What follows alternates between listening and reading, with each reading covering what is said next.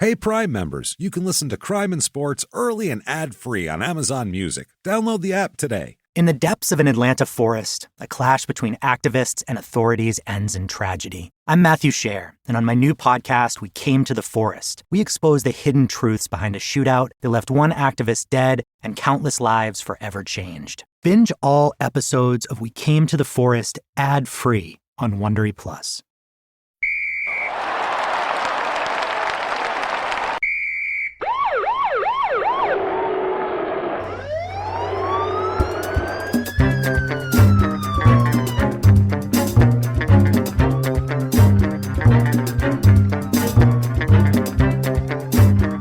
Hello, and welcome to Crime and Sports. Yay! Oh, yay indeed, Jimmy. Yay indeed. My name is James Pietragallo. I'm here with my co-host. I am Jimmie Whisman. Thank you so much for joining us. You sounded surprised that you had to introduce yourself. Always sound surprised. Jesus, I'm Jimmie Whisman. Shit, that's right. Every week. Damn it, I forgot who I was. It was on the tip of my tongue. I am. Thank you, folks, so much for joining us. We're excited, as usual. Yeah. We have a weird episode this week, there's a lot of weird episodes, but some are kind of like, you got like your John Jones we had a few weeks ago. It's kind of a standard, there's sports, there's crime mixed in with the sports. It goes Cut and dry, yeah. This one here, you know how we do, is this person more of an idiot or more of an asshole? We play idiot or asshole.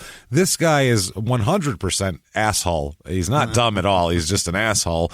And a lot of this episode, there's not going to be a whole lot of sports. I'll tell you that right off the bat. There's not even a whole ton of actual crime, in quotes, crime, like arrests and things like that. There's some, but not a ton. There is just story after story and anecdote after anecdote about what an asshole this guy is. It's just the life of an asshole. It's just amazing. That's right. It's a lot of fun. It's a loosey-goosey episode. Next week, we're going to be off. No crime and sports next week. It's Christmas week, and that's our present to ourselves, is a week of some sanity, and then we'll be back hard after that. Don't worry. Sanity? Well, you're going to be in a fucking airport, and so am I. Oh, yeah, we're going to be sanity. flying home from Portland during Christmas week, and then my son's coming out here. There's no sanity at all. I got a lot going on. But a little bit of a break of work. Yeah, we'll be flying, so we won't be able to record, and that's kind of how we plan the whole thing for Christmas. We usually take off crime and sports for Christmas. There'll be small town murder that week, though. And quickly go over it. Thank you for everything, by the way, this week, everybody. Thanks for your reviews. They do help. They help drive us up the charts, so thank you for those. You need to head over to shutupandgivememurder.com right now for everything. T-shirts and mugs and bath mats, you name it, it's in there for merch. And then on top of that, tickets to live shows, tons of live shows. Happening. Come and see us at a live show. We do throw down hard at live shows. We're comics, so we're not going to sit up there and with our thumbs up our asses. It's going to be a comedy show, and you're going to laugh just as hard as you put would. Our thumbs up each other's asses. If it gets laughs, we will. That's the thing. We are comics, so on a stage, we'll do whatever it takes for laughs, including some sort of double thumb butt thing. So that's it. Get over there. Oh, my goodness. Patreon.com/crime and sports. We have such good episodes this week what we just released that are fantastic. We think you're going to love them. First of all, anybody over $5 or $5 or above, you get access to everything on Patreon, all the bonus episodes, crime and sports and small town murder. This week, no different. We have 2 episodes. One, the crime and sports one, something awesome, something close to everybody's heart. We've all bought some sort of memorabilia. Yeah. And most of it's probably fake, we found out. Probably. It's at least half of it. That's an episode on counterfeit memorabilia, autographs, and things like that. And it's shocking. A man tweeted us, James, his Bon Scott AC/DC. Yeah, I saw that. Fake. Yep. It was the certificate was from the company that was a complete fraud. So complete fake. And he's like, damn it. And we're like, yep. I mean, find out if that thing you bought is real, basically. We'll let you know. And it's my favorite tweet of the week. I know, that was amazing. And for Small Town Murder, we have just a fun episode. It is weird shit that goes on at county and state fairs across the country. And you're going to be stunned. You're going to be stunned. There's monkeys on dogs. There's a llama prom that you need to really watch. It's wild. It's crazy shit. Patreon.com/crime and sports is where you get all of that stuff. And you're going to get a shout out at the end of the show because you donated, and damn it, we appreciate you. So absolutely, Jimmie's going to try hard to pronounce your name correctly while completely destroying it. So that's how we show our gratitude. And then if you just want to make a donation, get your shout out, and have great karma, do it over at PayPal using our email address, crimeandsports@gmail.com. Right. Let's get it on, Jimmie. Let's do it. I would love it. Oh, boy, we're going down south today. Down South America. Never mind south. We're going way down south, I would say, here, for Marcelo Andres Rios Mayorga. The original South. There you go. Marcelo Rios is what he goes by. El Chino is his nickname. Soccer playing stud, huh? Not even a little bit. Nope. You would think so. But no, this week we're going into a sport that we've done very few on is tennis. Flamenco dancers. Tennis. Oh, okay. Next you were going with matadors, I believe. Oh, matadors, yes, obviously. Salsa dancing criminals. Yeah, flamenco dancing matador. Matador by day, flamenco dancer by night. Marcelo Andres Rio Mayorga. Sounds like nobody would bat a fucking eye. That's the thing. If I made up one of my backstories, because it's foreigners that I make it up for, because sometimes there's no backstory and we don't know anything about it. So it's just, I'll make up a crazy story once in a blue moon. Not on this episode. So you never know when it's coming. It's not coming today. I could have said he was a bullfighter by day and a flamenco dancer by night, and he got in trouble with the local crime boss's daughter, who he taught flamenco to, and they fell. You would have, every one of you would have bought it. I could have told it for a half hour, and it would have been fucking incredible. It would have been like, this is amazing. And then I would have been like, he's never even seen a bull. The man doesn't even exist. He plays tennis. Have a good one. Sorry about that. And he's a fine gentleman. Seems like a nice guy, plays tennis, good player, and no rest. Have Goodbye. A good one. Bye, everybody. More crime next is week. me stealing your time. That's it. But you laughed, didn't you? Maybe April Fools. Yeah. So he's born December 26th, 1975. So almost became a Christmas baby. Almost a Christmas baby. He's born stubborn at the beginning. Yeah, it persists throughout his life, his stubbornness. Right from there, they wanted him to come out on Christmas. He's like, no, I'm waiting a day. That's what it is. He's got this weird pushback thing where if he thinks you want something that's, even very reasonable to want, he's not giving it to you. And he's going to give you the opposite of that just to be a dick. It's strange. A lot of it might come from his father. I'm not sure from what I understand here. He's born in Santiago, Chile. Chile. Chile, by the way, do you know any Chilean people? Have you ever met anybody? No, I've just seen coverage of some miners. That's it. There's some miners down there, yeah. in the ground, not children. No. I've seen coverage of some small Chilean children. Yeah, it was hot. No. Stuck in the ground miners, yeah. No, I one of the movies I did, the sound guy that I hired was a Chilean guy, and he was like brand new to the U.S. and he did like a bunch of sound work for like National Geographic and shit like that. And so he's crazy. So I'm like, this is the guy you want. He'll do anything. He'll follow fucking bugs around in the jungle. He'll do whatever. He'll get 10 feet from a lion. He doesn't give a shit. He was the nicest. Everything that he saw, he was like, whoa, that's wonderful. He went in my bathroom. He came out. He just took a piss. He was in there for a minute and a half. He came out, his eyes wide, and he said, "Your toilet paper is beautiful." And I said, "What?" He said, "It's beautiful." He said, I'm sad that I don't have to go. That's what he said. He said it was wonderful. I want to use that. Yeah, he was saying it was luxurious. I'm like, it's toilet paper. It's just some Charmin. I mean, it's not like. gas station. Get it yourself. But I gave him a roll. I was like, dude, take this home. Back. He was like, oh, he held it close to him and shit. It was fucking wild. Imagine that. And he had money. Like, we were paying him money and stuff. Like, he did work. He just had, I don't know what it was. This was this toilet paper. He was mesmerized by it. So they have bad toilet paper in Chile. That's all I know about it. Bad toilet paper. So, if any at all, evidently. No shit. His father's name, Jorge Rios Jarvis, was an engineer and a businessman. Oh. So, yeah, Marcelo does not. Doing fine. Yeah, he's not like, this isn't Bruno Fernandez de Souza, like, I'm from the favela, bitch. That's none of that shit is going on here. They're upper middle class. They have, socially, they're a good family and shit like that. The man plays tennis, James. Well, yeah, that's the thing. He ended up, but sometimes we've had weird situations where, did I make that up or not? Or somebody was the janitor? Oh, I think I made that up. Never mind.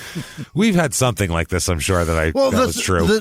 The Williams sisters were not from a very well-off family. They struggled, too. There's public. Yeah. Some of the best tennis players in the world. And you never know. Like, we've had things where, like, I've heard stories where, like, somebody's father was, like, a groundskeeper for something, so the kid got to play, and shit like that you get. So, I don't know, whatever.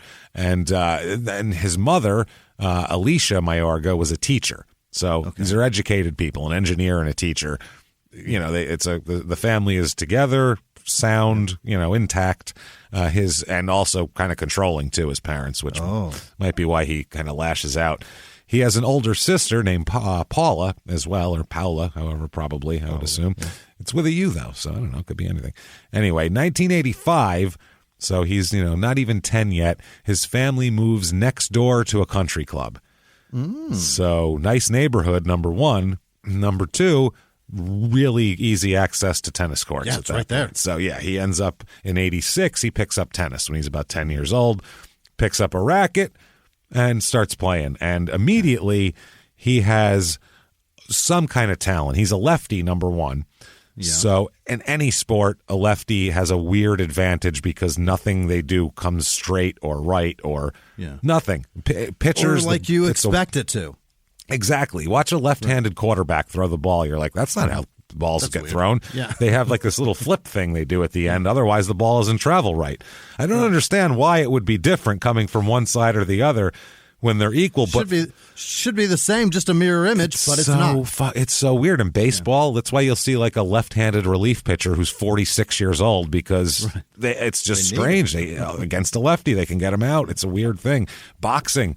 Nobody wants to fight lefties. George Foreman famously was like, I hate fighting southpaw. On Johnny Carson, he said, I hate fighting southpaws. And he said, why? And he goes, they're put together backwards. The whole thing's messed up. It just doesn't work right. So it's, Then David Letterman one time asked, he said, well, why don't you just practice in a mirror? And George Foreman played along. He's like, that's genius. That's perfect. Yeah. So right away, his shot has weird spin to it and shit. Okay. Apparently, this guy, this is the theme of his whole life. He is amazingly talented and gifted. Very, very. He's a tiny fuck too. He's like 5'5". He's a real little, tiny dude. Relate. Gifted as shit. Hits the ball hard without even trying to. Really? Just has weird shots with weird angles. Everybody that plays him says his balls just have. They come in at weird angles that you don't expect. He's got weird balls. You look at his balls, you juggle them, and you're like, I don't know, they're hairier than usual. But I was just thinking about like the logistics of being small versus being tall in playing tennis. Because in tennis, if you're tall, you've got to swing the ball down. You know what I mean? The higher the ball is, the better of a chance you've got at returning it. Well, where at small. Maybe? No. In tennis, you want to be tall because you cover more ground. 2 steps for me is across the thing that you have to run. You know what I mean? Longer arms, longer legs, you're covering more ground.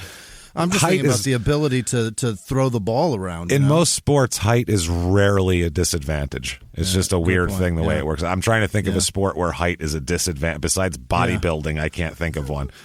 I literally almost said volleyball. Yeah, I know that's maybe the worst one. That and basketball are the two where it's the most advantageous. But or like maybe if you're like I don't even know. I mean, baseball. If you're like 7 feet tall, that's not great unless you're a pitcher. There's literally nothing, James. Then it's fine. But as a hitter, it's bad because you have a huge strike zone, and it's hard for you to get to low balls. But other than that, it's a good advantage. Just pitch instead.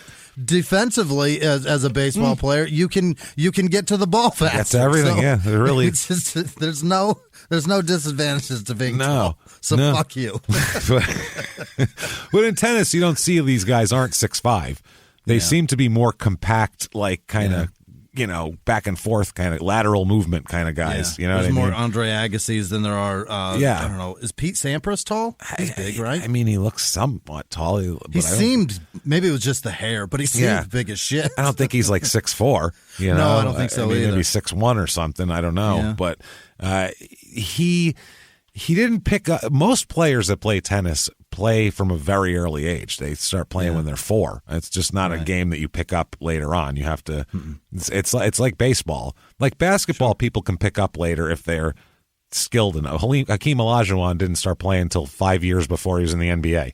And he never. You can discover that you have that talent, and you can own it later. Football, unless you're a quarterback, forget about it. You can do it 6 months. They can get you to be. Sure. I mean, they drafted guys who never even played fucking football, and they've been successful in the NFL just to teach them here, catch it like this, and then run. Hockey's the same. You know what it is, James? It's hitting things. It's when you have to hit something, you have to hone that skill for years to be able to do it. Hockey, it's just skating, so you have to be able to skate like walking, or else it doesn't matter. If you can skate, puck handling. It is so impressive. It is. It's very impressive. But the skating is half of it. If you couldn't skate naturally, if you had to think about your skating while you were skating, you definitely couldn't puck handle like that, So you got to do that shit early.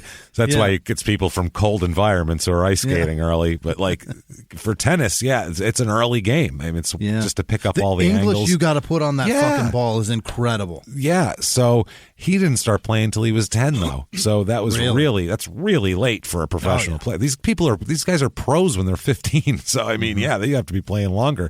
So his parents just thought it was a hobby. Something to get some energy out of him. He never had any interest in watching tennis. Really? Didn't like watching it or didn't have any interest in tennis. He just liked to play tennis because he was pretty good at it, and it was fun, I guess. Love watching it. Yeah, he had no interest in it as a child. None. His parents never realized how good he was because he just went and played, and then he'd come home, and so they didn't know that he was like. They weren't even there. Yeah, he was an amazing player. They even tried. He was smoking the pro at the. Yeah, they didn't even know about crushing the pro at the country club when he's 11 and he just started. Yeah. So they even tried to get him to stop playing so much. They were like, enough. Man. What are you playing the stupid tennis for? Right. Because he's fucking up in school. They were like, concentrate on school. Never mind this tennis bullshit. Do your homework. He even was put on Ritalin at one point for ADHD. So mid-80s, that's real early for kids to be getting medicated. That wasn't real prominent until the 90s. Like when we were in elementary school, I don't remember many kids being on medication. I knew 2 kids on Ritalin, and those kids were like extreme cases. With like their eyes are moving. Yeah. I know that. It took a lot to get those kids on it. Yeah, and they were like, "Oh, don't give him sugar. Oh God. Oh no. The day's ruined now. It's all over. Oh, he's on the ceiling. I don't know how that happened. He crawled up there. I'll go back to bed. Fuck. He ruined the whole day. So that's real early though. Mid-80s though for Ritalin. Definitely by the 90s it was your kid pretty common. Your kid was a little fidgety today. Maybe you should medicate him. Different. But his mother stopped him taking it because she said it altered his personality and made him a different person, and he didn't like it. They finally just allowed him to play tennis because it was literally his only interest. He had no interests, so they were like... And the only thing that calms him down. Fine, do that. Yeah, he's ADHD. He has a lot of energy, and he doesn't like to do anything but play tennis. So they're like, well, fuck, I don't know what would happen if he has all this energy at home. Forget it. He's going to tear the place up. So I still have yet to hear about a tennis player who soiled a on the path child. You know what I mean? Like that just a tennis. If it would have been fine if it wasn't for that goddamn tennis. It's so strange. But like every other story we hear about with people who are in sports like tennis or figure skating where they come up early, their parents are not only behind them but driving them, and like they have to be because it's so nobody makes it otherwise. But this guy is like, that's his hobby that he does, that his parents don't really like him doing, and he's going to be a pro at it. That seems. The only reason they let him do it is because he wouldn't do anything else. Yeah, and he's so hyper. Yeah. So finally, when he was 14, like he was starting to get noticed by people playing tennis. Awesome. So it came to the attention of his parents that he's a really good tennis player, actually, and he can might be able to be a professional tennis player. So yeah, they thought it was interesting. Apparently, they got ripped off by the Chilean Tennis Federation. Oh. I don't know what they did, but there was some sort of thing. I guess they had to pay and something. But the family ended up eventually taking the federation to court and won for money that they took from them or something. So one of the guys from the federation had a brother who was on a national Chilean newspaper, and they were mad at him. So they made sure that Rios looked like shit even as a teenager in the press. Oh. Said he wasn't very good and he's not a nice kid and, whatever.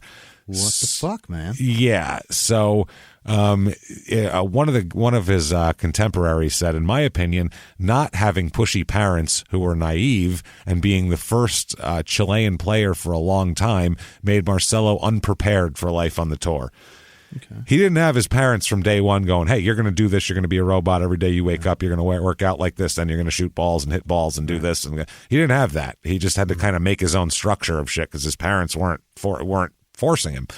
So, and if his parents tried to force him, he probably wouldn't have done it knowing him. So that's the other thing. If they got behind him and did all that, it would have probably not happened anyway. So this is just the way it was going to happen.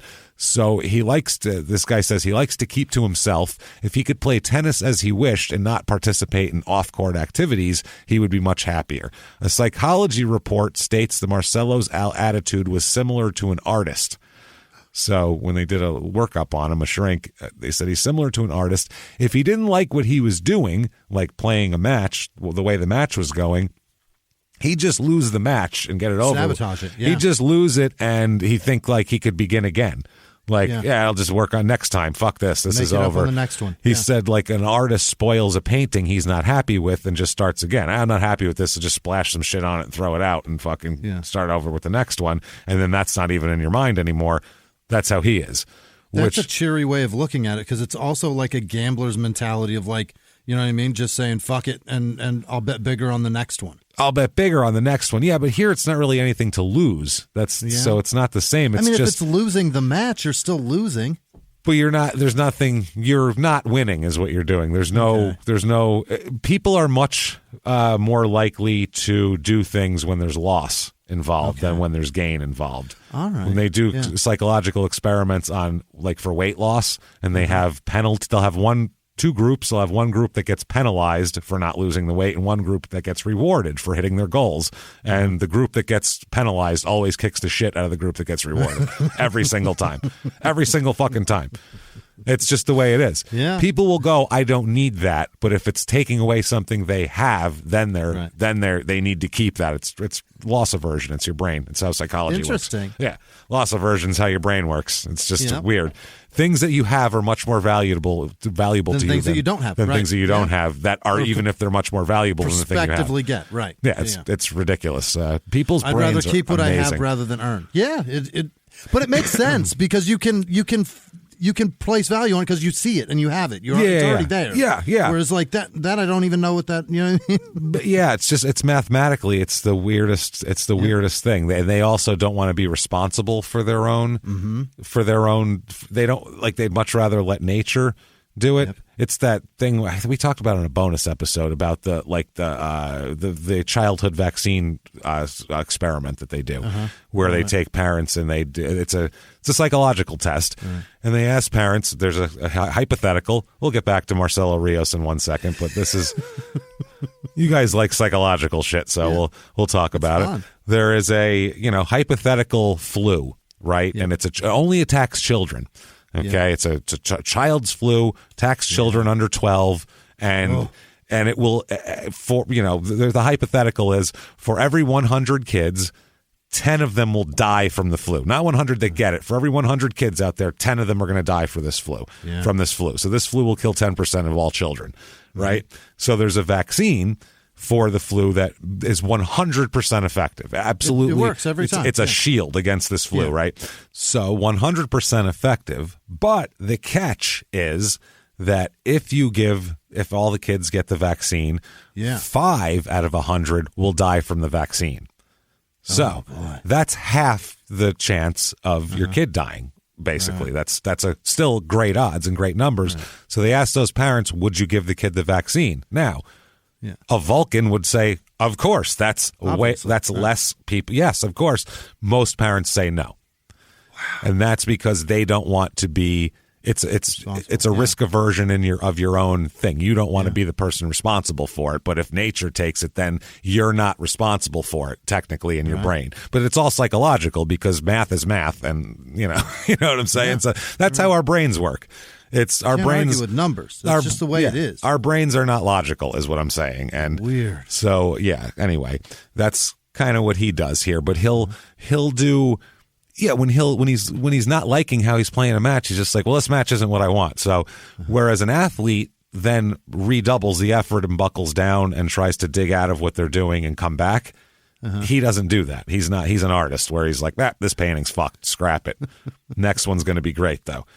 It's interesting. What a wild way to think about sports. It's not a regular attitude for sports, and you kind of have to be like a tennis player or a golfer or some sort of weird individual sport for you to even be able to have a chance. Yeah, because you would be ostracized and kicked off every team you play on. Yeah, you'd never point guard. Yeah, you motherfucker. Your high school team would fucking cut you like you would never. Power forward is trying to win today. Yeah, hey, look at that. Yeah. So this person said, of course, this attitude wasn't going to get him anywhere on the tour. So once he figured out he liked tennis, he lost complete interest in school. Yeah, just had no interest in it because he's like, well, I'm not gonna be an engineer or a teacher. I'm playing tennis, so what the fuck do I need to do that for? So just crosses that off and throws that aside. So that's done. He said, quote, I didn't behave that good in class. He said, I wasn't the kind of person who could sit behind a desk for 3 hours. So, he's got ADHD, and it's not going to work out. But he said he had no problem playing tennis for 3 straight hours. That was he could do that. He's moving around. He's doing shit. So when he's 14, 1989, he transfers out of regular school where there's sitting behind desks and transfers to a sports academy, which is concentrating on the athletics and not on the desk work. So for a kid like him, it's a godsend. Like it couldn't be any better. He said that he just couldn't sit there. So that's that. So it's awesome that it exists. Yeah, a lot of other countries have specialized things that you can go into at a younger age than here. So cool. Which also, it is cool, but like also, who the hell knows what you want to do when you're 14? I guess if you're a world-class athlete, it's a different thing. But I mean, like if you're like, well, I'm very interested in whatever it is at 14, it's hard to know if you'll still be interested in that when you're 17. So that's difficult, unless it's some world-class talent. You imagine having talent at something that you fucking hate, like loathe, can't hate it more, but you're like unbelievable at it. Yeah, that'd be irritating. And then your parents force you to go to some school that's built around it. You're like, I'm going to be all successful. Yeah, get in here, you fucking rowboat captain. Let's go. Oh, God. So he said, quote, I started playing juniors and tournaments in juniors, and I did pretty good after I decided to play professional. So that's when I realized I could play. Okay. So there we go. 1991, he apparently they decide in Chile to completely revamp their athletics for like how they're going to help kids do this shit. So especially with tennis, they come up with some new federation and they want to lift up Chilean tennis to first level tennis. They said they want it to be, world class here. And he was at the time, he's 15 years old. He's 5'4". He's not impressive looking until he starts playing. And they said, quote, suddenly there were sponsors, a new system of junior tournaments in the country, tennis on TV, and the federations supporting the risky Marcelo Rios project, where the main goal was to create an idol. The first success was in 1992 when Rios won the Satellite Futuro set of tournaments created to develop young tennis with enough prizes and some ATP points, the only one in Chile that gave those at the time, to attract some good South American players. At that time, Rios looked like a 14-year-old kid playing against adults, and he probably didn't weigh more than 130 pounds. Yeah. So he was playing like 17, 18-year-olds when he was 14. Tiny. He just looks, and he looked even younger because of how small he was. So everybody thought he was fucking 11. When he first came in the pro tour, one of the pros said that they thought for the first 6 months, they thought he was the ball boy. They did. They literally thought he was the ball boy till they accidentally saw him playing one day and were like, he's a fucking player. Holy shit, the ball boy can fucking throw down. He's good. Wow. Didn't realize that. Tell that ball boy he can play. Yeah, that ball boy's doing great here. So he right away becomes, as soon as he becomes a pro, the whole Chilean society doesn't have a lot of international athletes. So No, they said, let's make a rock star. Let's put everything we have behind this kid who's the best at kind of anything that we have a chance of getting some attention here. We'll make him Axl Rose. That's it. Axl Rose. So he does. 92, he leaves home and wants to become a full-time tennis pro at 16. Fantastic. And his parents are not. They don't think it's a good idea. They think that he should stay home and all that sort of thing. But he goes, and he pretty much kicks the shit out of everyone in the 18 and under circuit. And he wins the 1993 U.S. Open Juniors title as well. Oh, yeah. So the one of the guys says, quote, during the following years, we experienced the side effects of having a rock star tennis player. The whole country watching tennis at 3 o'clock in the morning, if necessary, if it was from the States. Oh, boy. So that's it. He became a national hero, literally. Awesome. They said that he was playing in the most prestigious junior tournaments that they said was completely unthinkable for a kid like that from Chile before. He's the best that they've ever had. So people were getting up, here, if you know anybody who's real into like European soccer, and the cup comes around and they're up at we're going to hang out at my house. Yeah, I'll be over at like 3 a.m. Sounds great. Yeah. And you're like, what the fuck are you people doing? That's what they were doing down there to see his matches. And when I tell you I loved tennis as a kid, to watch it, that's when I had to watch it. I would wake, like I was an early riser in school. I would get up 3, 4 in the morning because my stepfather would leave at like 1 in the morning. And it was the time when the house was silent and I had the free reign. I could do whatever I wanted. But the only thing on TV was fucking Richard Pryor, George Carlin, Eddie Murphy, and tennis. That's what I was watching. And Benny Hinn. To be fair, and Australian rules football. Don't leave that out either. So HBO was comedy specials, and then I think it was Showtime had tennis, and then ESPN also obviously as well. Yeah. And I used to watch Martina Navratilova, all these people that are unbelievable. That they were fantastic, but it was like in the heyday of the Pete Sampras versus. You're talking like late Andre 80s, Agassi. early 90s. That's tennis was giant then. There were so many like. Just everybody knew them personalities. Right. They were on commercials. There was a lot of. It was really a big deal. There was 10, 15 people that you knew who they were. Now there's like 6, maybe 5. From the 80s, I remember Sports Center. You'd hear the same names over and over again. It was all these big, giant people. So to this, and for his career, I think I'm going to give Steve Martin the floor here. Now, obviously, not a tennis player, the world-class, wonderful comedian Steve Martin, and all-around good guy. If you told me Steve Martin killed 5 people, I'd go, I'd like to see the evidence, and then I'd like to know that he didn't have a damn good reason, because I love Steve Martin. I really do. They all die. No, they're not dead. It's just a headband arrow. It's not through their head. Yeah, all of them had an arrow through the head. Yeah, do your homework. Do your homework. So this is a famous quote of his, and it's. I feel like this is kind of what Marcelo Rios was going for. We'll put it that way. That's why it works, and this works for anything that you're doing, especially if it's something athletic or artistic, especially art. Because athletic, there's a score. So you can kick someone's ass, and no matter how little anybody thought of you, if you win, you won, and that's it. Now it's different. Whereas entertainment's completely different, and it's all whatever. So it's kind of more to entertain, but it works for him too, basically. Steve Martin, quote, "Be undeniably good.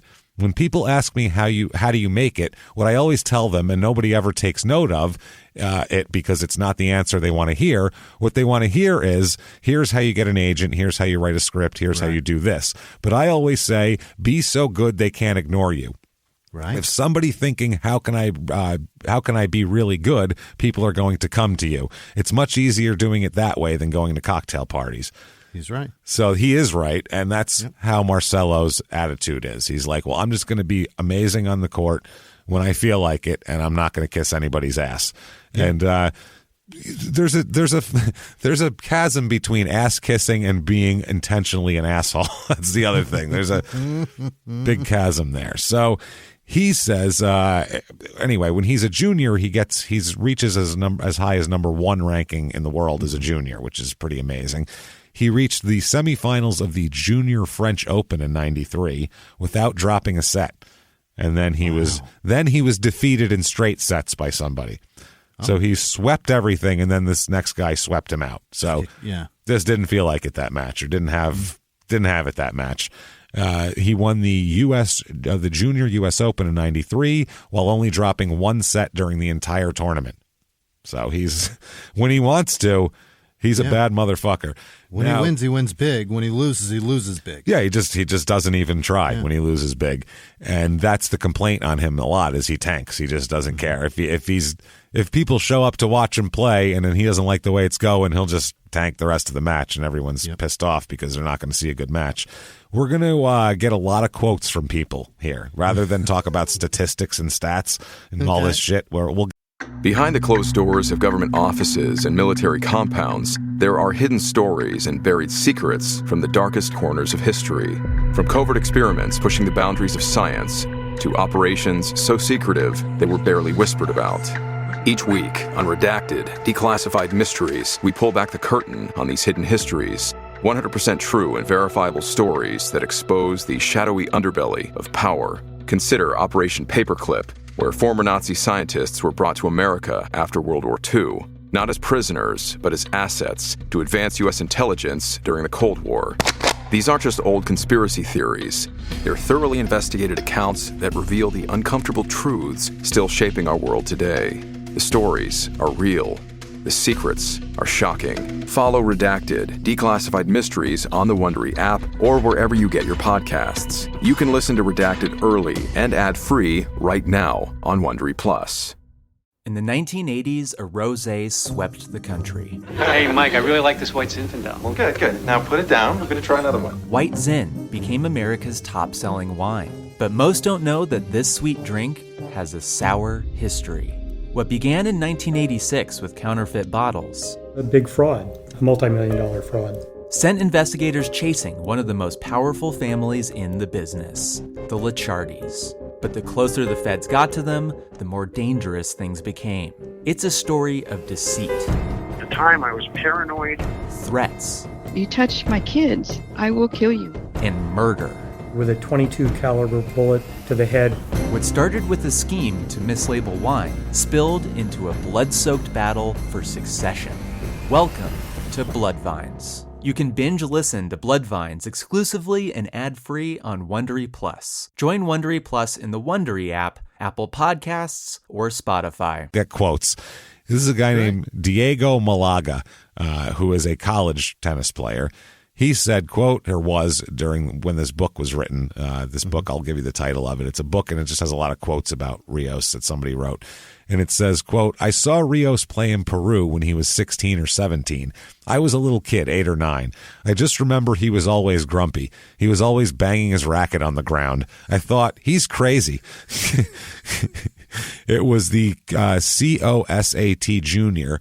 It's a South American tour. They play in Peru, Ecuador, Colombia. The 3 best players of the tour get to go to the European circuit. The match I remember was Rios playing a guy from Colombia. He was losing so bad. The referee gave him 2 warnings for cursing and hitting his racket on the ground. My mom was like, he's never going to be in the top 10 in the world with that attitude.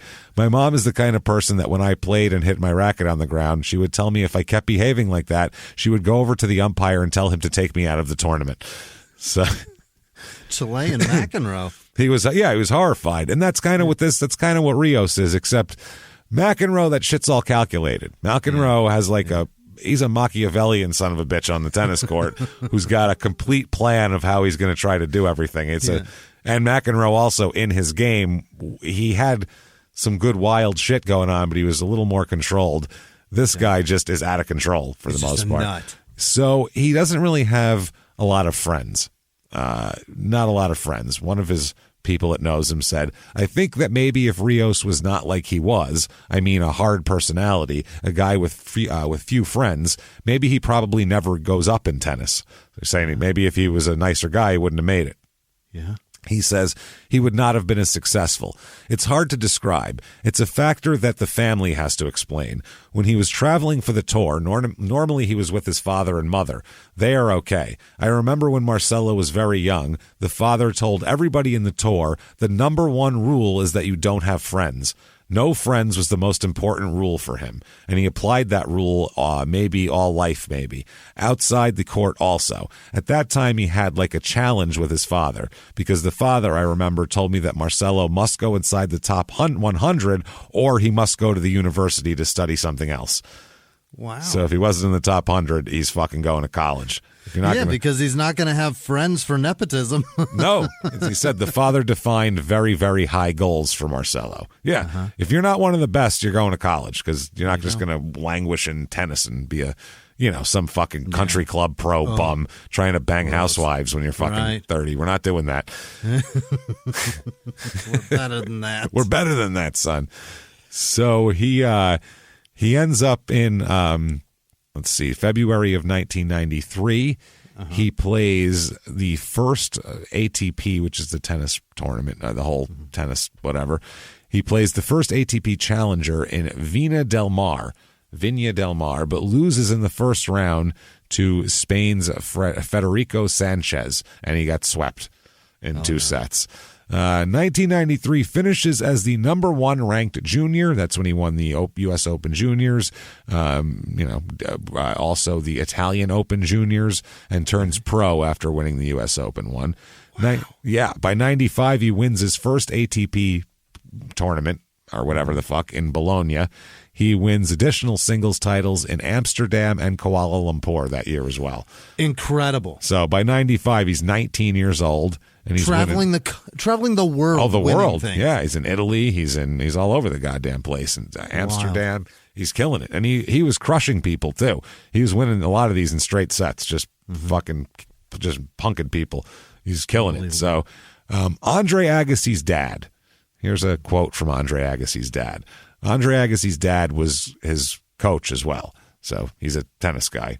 Is he? Is he a coach? Yeah, he's Agassi's coach. That's why. I guess that makes sense why Agassi's been good for fucking ever. That's why, it was good for a long time. Even with fake hair, he was still doing great. And then when he gave it all up, didn't matter.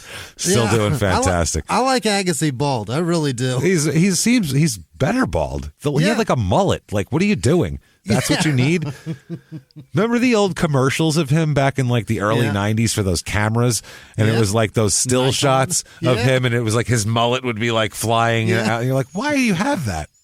Imagine how good he would have been if he would have just shaved it and not cared about the hair. You know what I mean? If he gave all his attention to his game, he would have dominated. Yeah, you're right. Agassi's main problem was his distraction by his follicle distraction. Follicular distraction was his issue.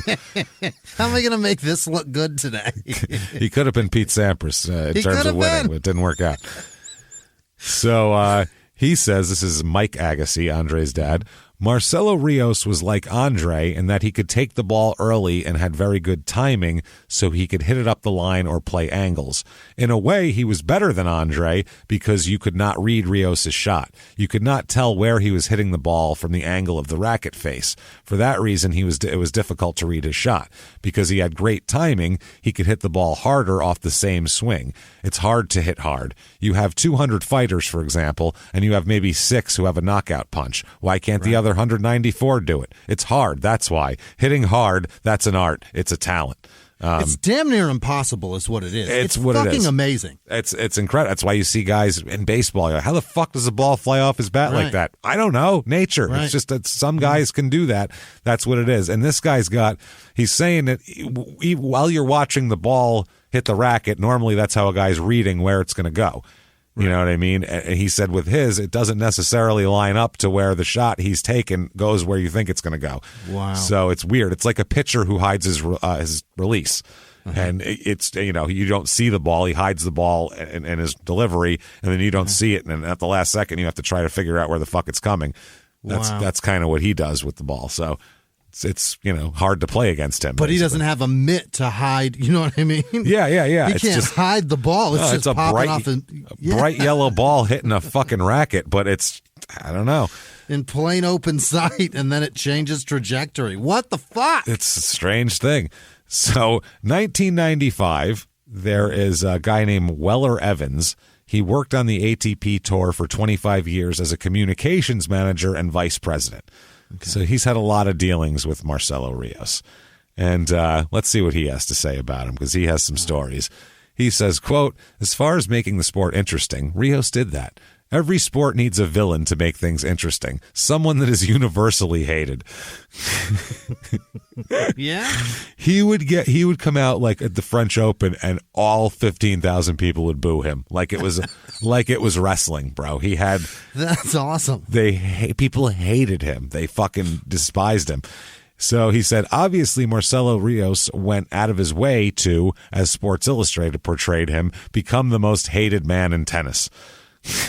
Jesus Christ, man. That's the thing about tennis, too, is that you can be that personification, and if you keep winning matches, they have to have you. Oh, you know what I mean? There's no other sport that exists in. No, not really. I mean, you can be an asshole, I guess, in golf, other sports. I guess that works. But every sport, golf, there's not many people, I can't think of anybody that's like universally despised in golf. No, that's kind of you're right. I'm thinking about it. There's other team sports that have that, but that's usually because they did something to the other team, like an early late 80s Pistons thing. Like everyone hated Bill Laimbeer and Isaiah Thomas, but the Pistons fans liked him. Right. It's kind of like that, I guess. They've still got fans. There aren't many guys in history that have just been universally hated. That's not a team sport like that. It's true. It's really true. Well, here's what this guy says, this Weller guy says about this whole deal here, Weller Evans.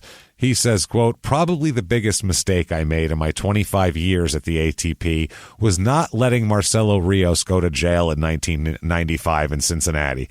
So this is his first legal run in here at the to the zoo and pissed off the monkey. He said, "Why does it smell like sulfur here? So fucking bad, and why does your pizza suck?" That's what happened.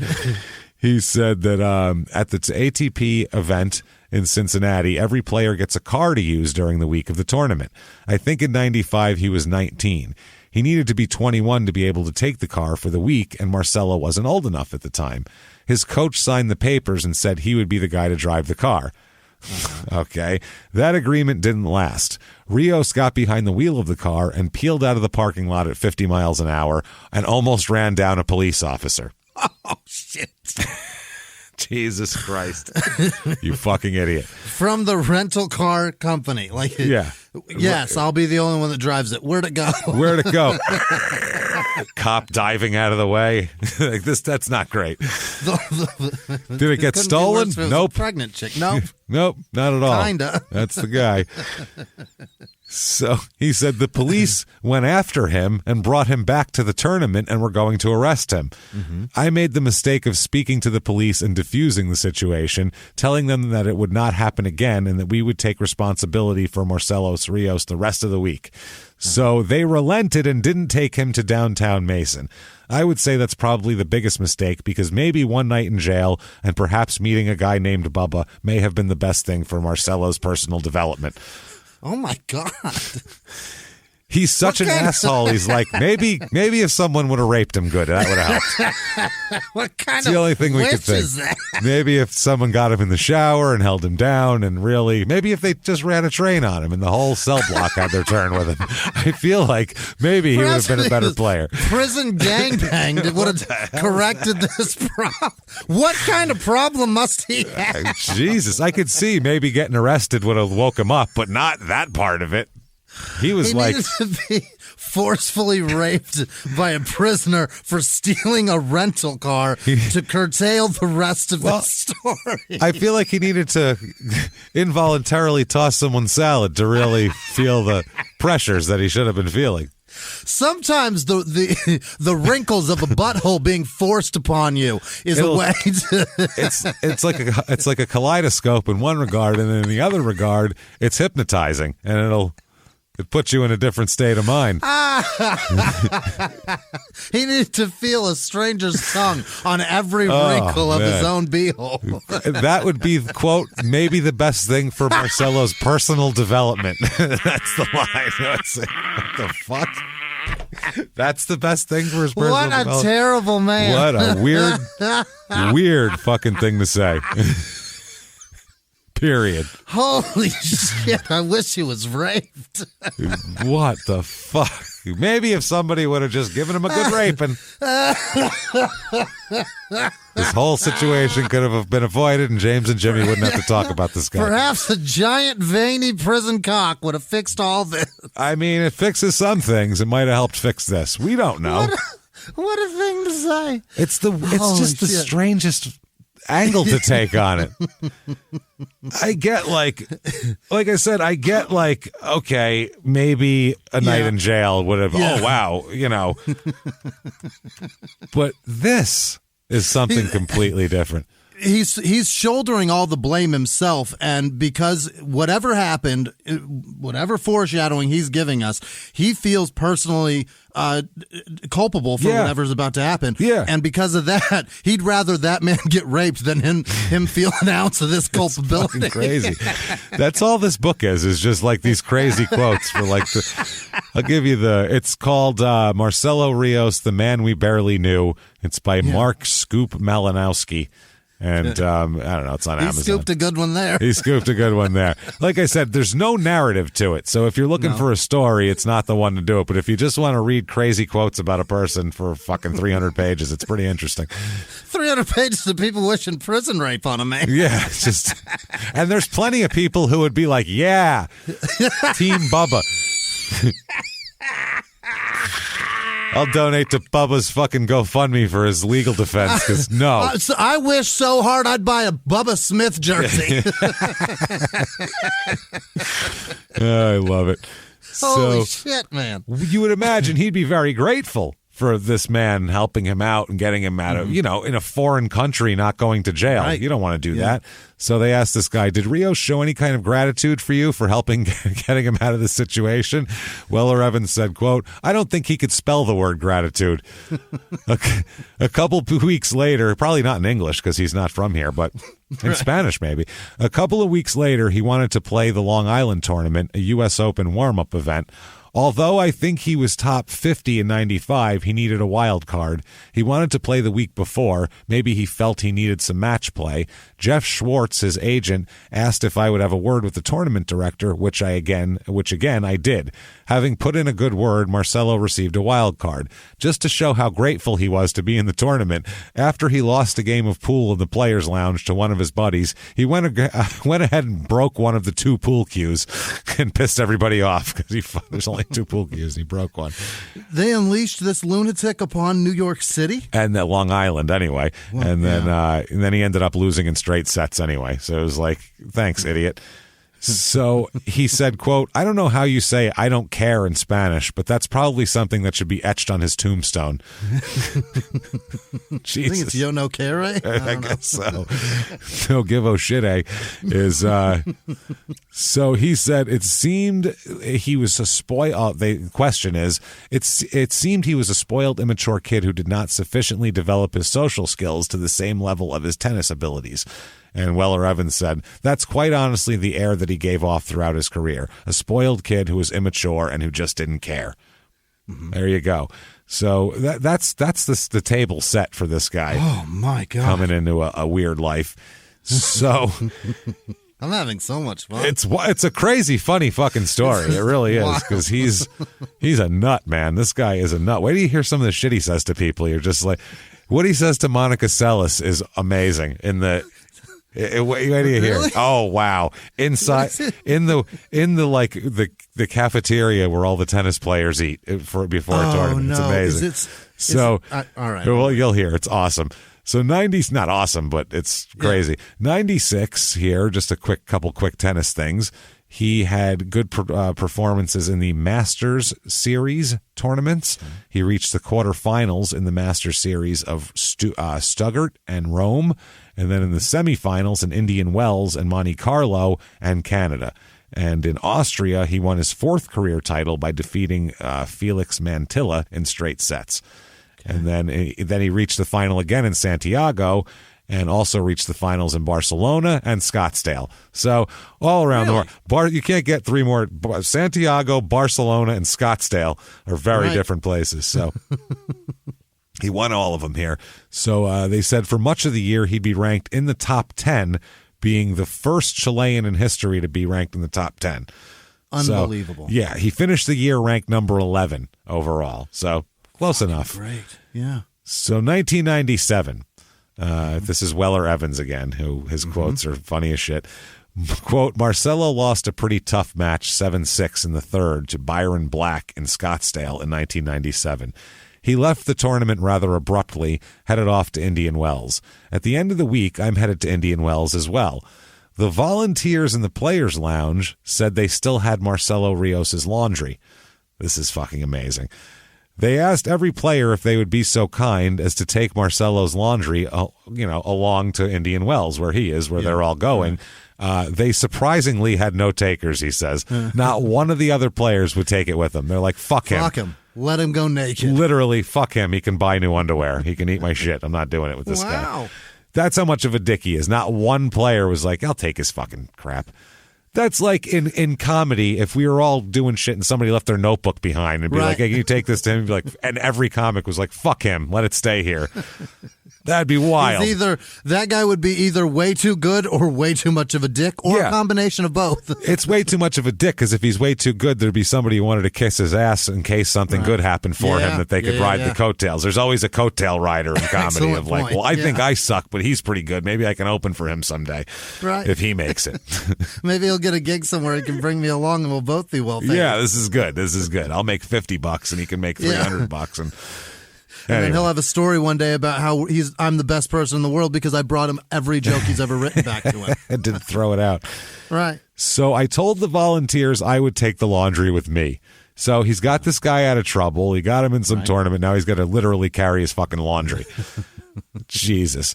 He's a nice guy. I would say. When I got to Indian Wells, I found him and told him that I had it. Then we got into a discussion about common courtesy because he seemed to want the laundry more urgently and faster than I could deliver it. And he was not prepared to say please or thank you for me going out of my way to get his laundry, which none of his fellow players were willing to do. He ended up screaming, saying, like, I don't say thank you. And then, like, at one point was like, I don't want the laundry then if I have to say thank you for it. He literally said, what the fuck? You can throw it in the garbage if I have to say thank you to get it from you. Like, that's just a weird attitude to have. I would do exactly that for him. Be like, awesome, here it is. It's in a fucking dumpster outside now. I gave it to a bunch of fucking homeless people. Right. I just went out and said, clothes, anybody? Yeah. Here you go. They washed it in the gutter, and they're all wearing it. Everybody's wearing it, and so there you go. They have your rackets. Everything's all set out. So he said, I got a call that evening from his agent, Jeff Schwartz. He said, I understand you and Marcelo had a bit of an altercation. This was not the first time I've had a conversation with Jeff about his personal development.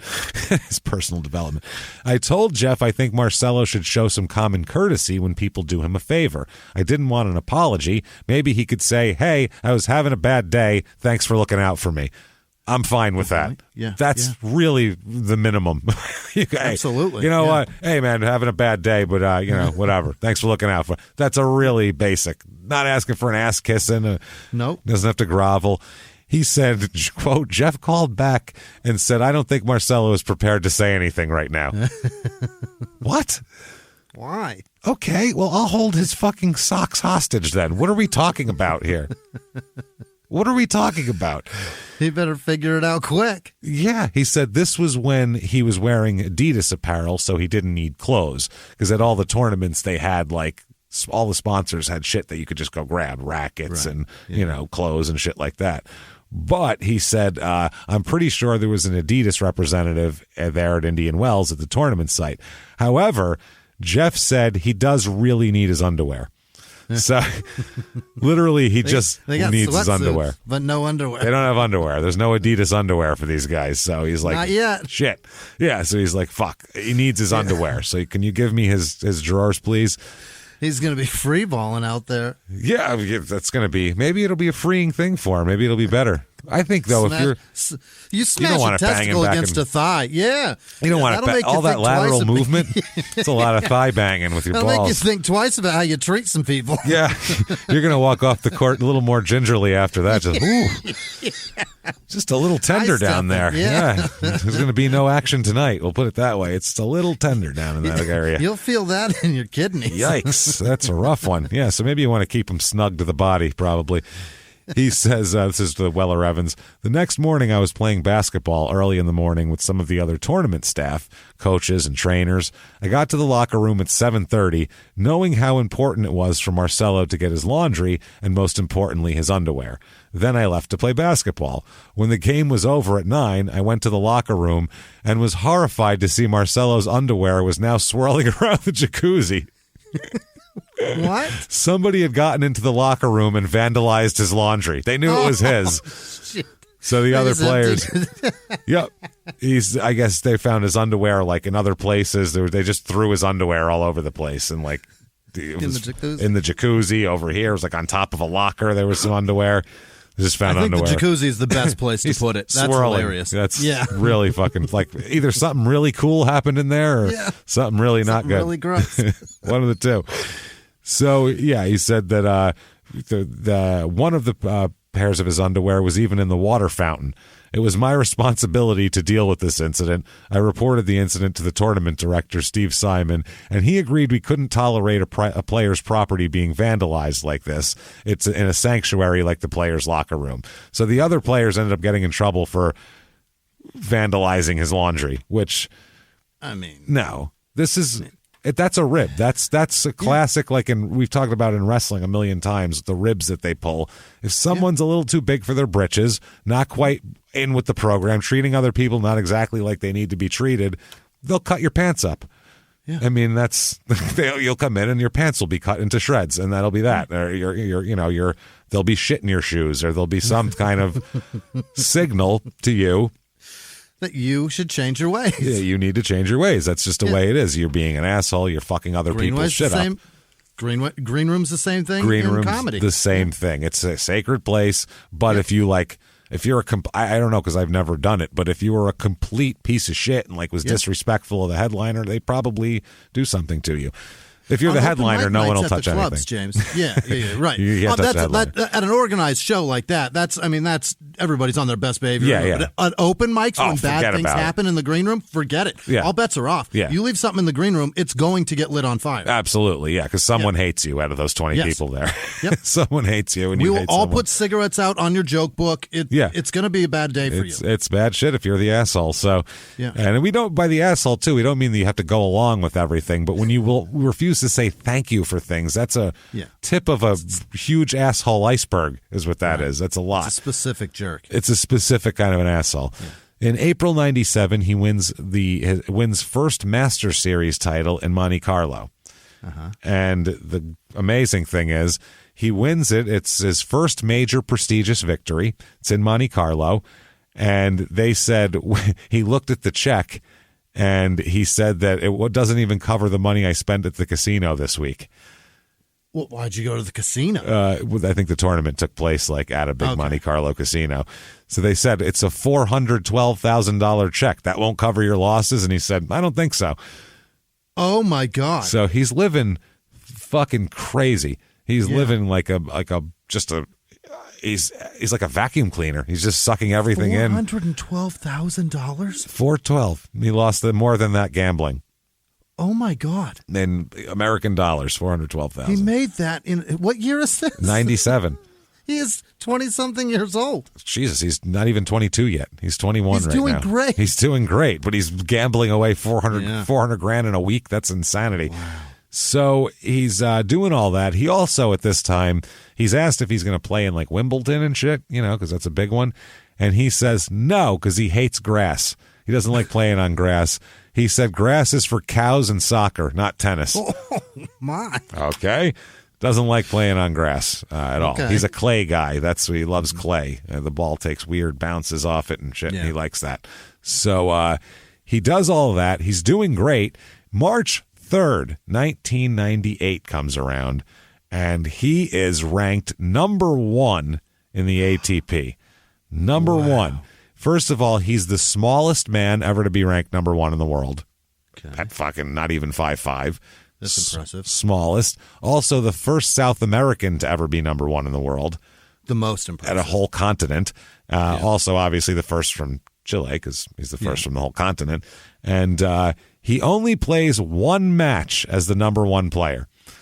He plays in the Davis Cup, and he played it at that point, and there's people saying that they think he's going to do better, and he's going to have more matches coming up, and whatever. So it came finally, I guess, it was in a tournament, Key Biscayne, Florida. His coach's name was Larry Stefanke. That'll come up again in a minute.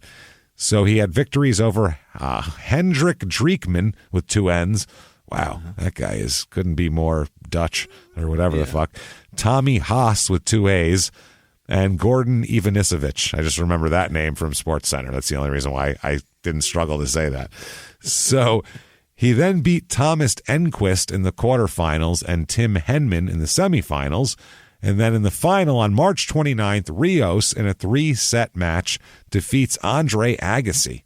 Wow. There, yep. And apparently this was such a big deal in his home country here. Thousands of people rush into the street to celebrate.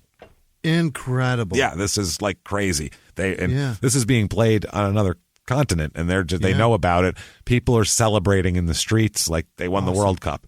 It's fucking so awesome. It's insane. So yeah, he's they said he's the first Spanish speaking player to be the number 1 world ranking. That's how. Yeah, the Spanish world doesn't. You'd think a guy from Spain might have done it at some point. Maybe, yeah, I suppose. European. But it doesn't.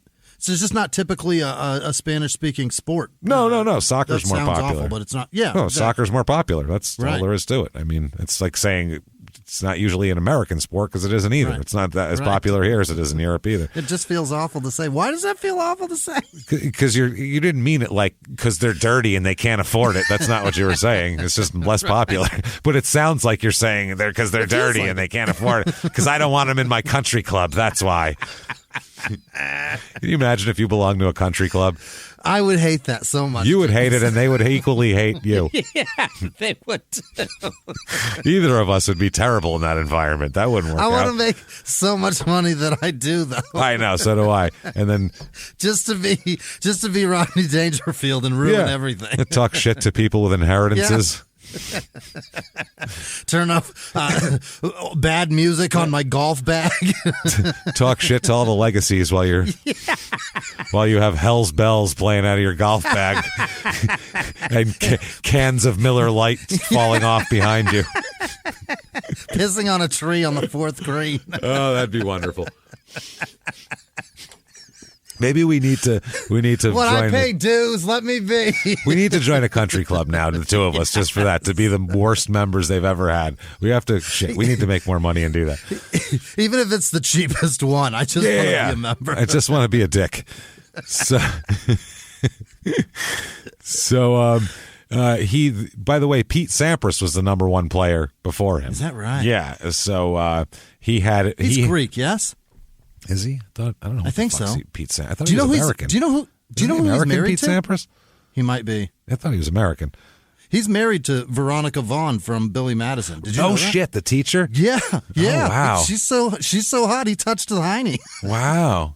He's married to her. Wow, Been married to her for 21 years. Wow, it even worked out. That's incredible. It did. And they're about the same age. I had no idea. Yeah, I can see that. Yeah, they are. Yeah. Pete Sampras had the number one spot for 102 consecutive weeks before that. Wow. So it's been a while.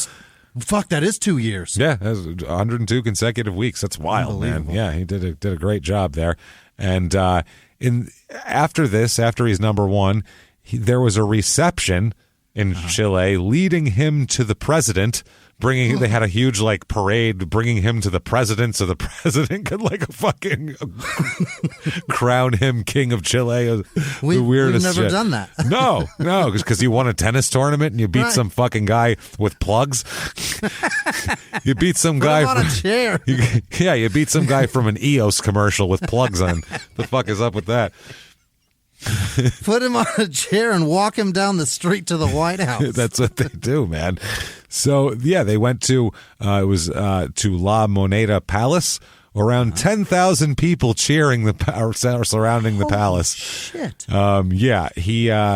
He's so it doesn't get any better than that. I mean, he is literally being carried to the palace to be fucking ordained like a hero of the country. Grace. It doesn't get any gracer than this. This is as grace as grace gets. The graciest grace that ever graced right here. Showing the most important man in the country, our most important man in the country, is a pretty big deal. It really is. Problem is the ranking only lasts about 4 weeks. Because a month. He's injured and unable to defend at Monte Carlo. So he's knocked out of the number one spot. So that's why it was grace. Also, at this point, since he's such a national hero, you're going to get tabloids and newspapers now. They're going to want to talk all sorts of stuff about your personal life, which really pisses him off a lot, which isn't great either. Don't tell people I'm an asshole. Yeah, well, it's different. He's private, and the Santiago gossip pages have talking about him having a relationship with a woman named Patricia Lorraine, who is a Chilean beauty queen. Okay. So they're saying that, and look at him. He's with her and all this sort of thing. So he says, quote, "The papers invent too many things about me. They always look for the bad in my life and try to put me down.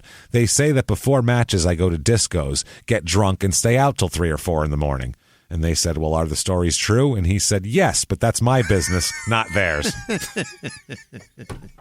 So, didn't expect that as a follow-up question. Alrighty. Yeah. He just says it, yes, but I didn't want them to report it, is what I'm getting at. Always saying I'm sleeping with prostitutes and doing Jesus drugs. Are Christ. they true? Yes, leave me alone. Obviously, but fuck, man. Imagine Jeffrey Dahmer. All these cops saying I'm eating people and killing them. Is it true? Absolutely. There's dicks in my fridge. Obviously, it's true, but you don't have to call me out on it, make me feel like a bad guy. My mom reads these. Yeah, Jesus Christ. I'm trying to stay private here. What are we talking about? In the 1980s, a rosé swept the country. Hey, Mike, I really like this White Zinfandel. Well, good. Now put it down. We're going to try another one. White Zin became America's top-selling wine. But most don't know that this sweet drink has a sour history. What began in 1986 with counterfeit bottles, A big fraud, a multi-million-dollar fraud, sent investigators chasing one of the most powerful families in the business, the Licciardis. But the closer the feds got to them, the more dangerous things became. It's a story of deceit. At the time, I was paranoid. Threats. You touch my kids, I will kill you. And murder. with a .22 caliber bullet to the head. What started with a scheme to mislabel wine spilled into a blood-soaked battle for succession. Welcome to Bloodvines. You can binge listen to Bloodvines exclusively and ad-free on Wondery Plus. Join Wondery Plus in the Wondery app, Apple Podcasts, or Spotify. A few miles from the glass spires of Midtown Atlanta lies the South River Forest. In 2021 and 2022, the woods became a home to activists from all over the country who gathered to stop the nearby construction of a massive new police training facility, nicknamed Cop City. At approximately 9 o'clock this morning, as law enforcement was moving through various sectors of the property, an individual, without warning, shot a Georgia State Patrol trooper. This is We Came to the Forest, a story about resistance. The abolitionist mission isn't done until every prison is empty and shut down. Love and fellowship. It was probably the happiest I've ever been in my life. And the lengths we'll go to protect the things we hold closest to our hearts. Follow We Came to the Forest on the Wondery app or wherever you get your podcasts. You can binge all episodes of We Came to the Forest early and ad-free right now by joining Wondery Plus. So, yeah, that's pretty interesting here. In May, he goes to the quarterfinals of the French Open and eventually loses to Carlos Moya. So, number one there for a minute, and then it was kind of gone from there.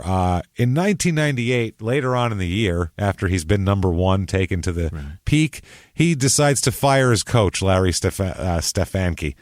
Just fired him, says he wanted to go in a different direction. Okay. He brought you to the number one spot.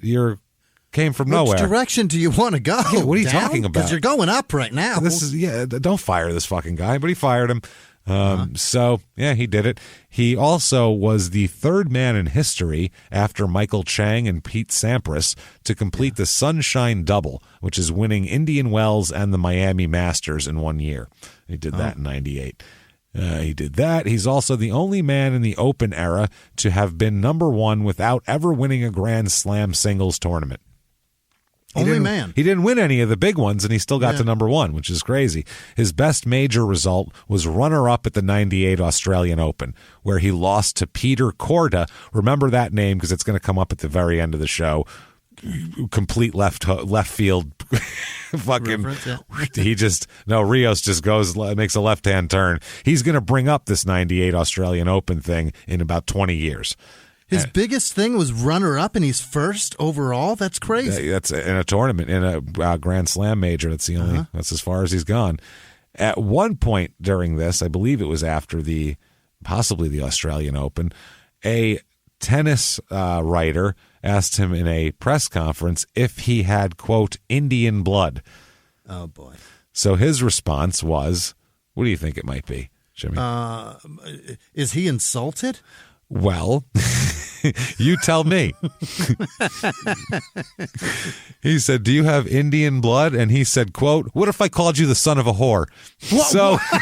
I would say that is at a press conference. That was what he said. He answered a question with a question. Yes. And like a normal question with an insane question. An insane question. What if I called you the son of a whore?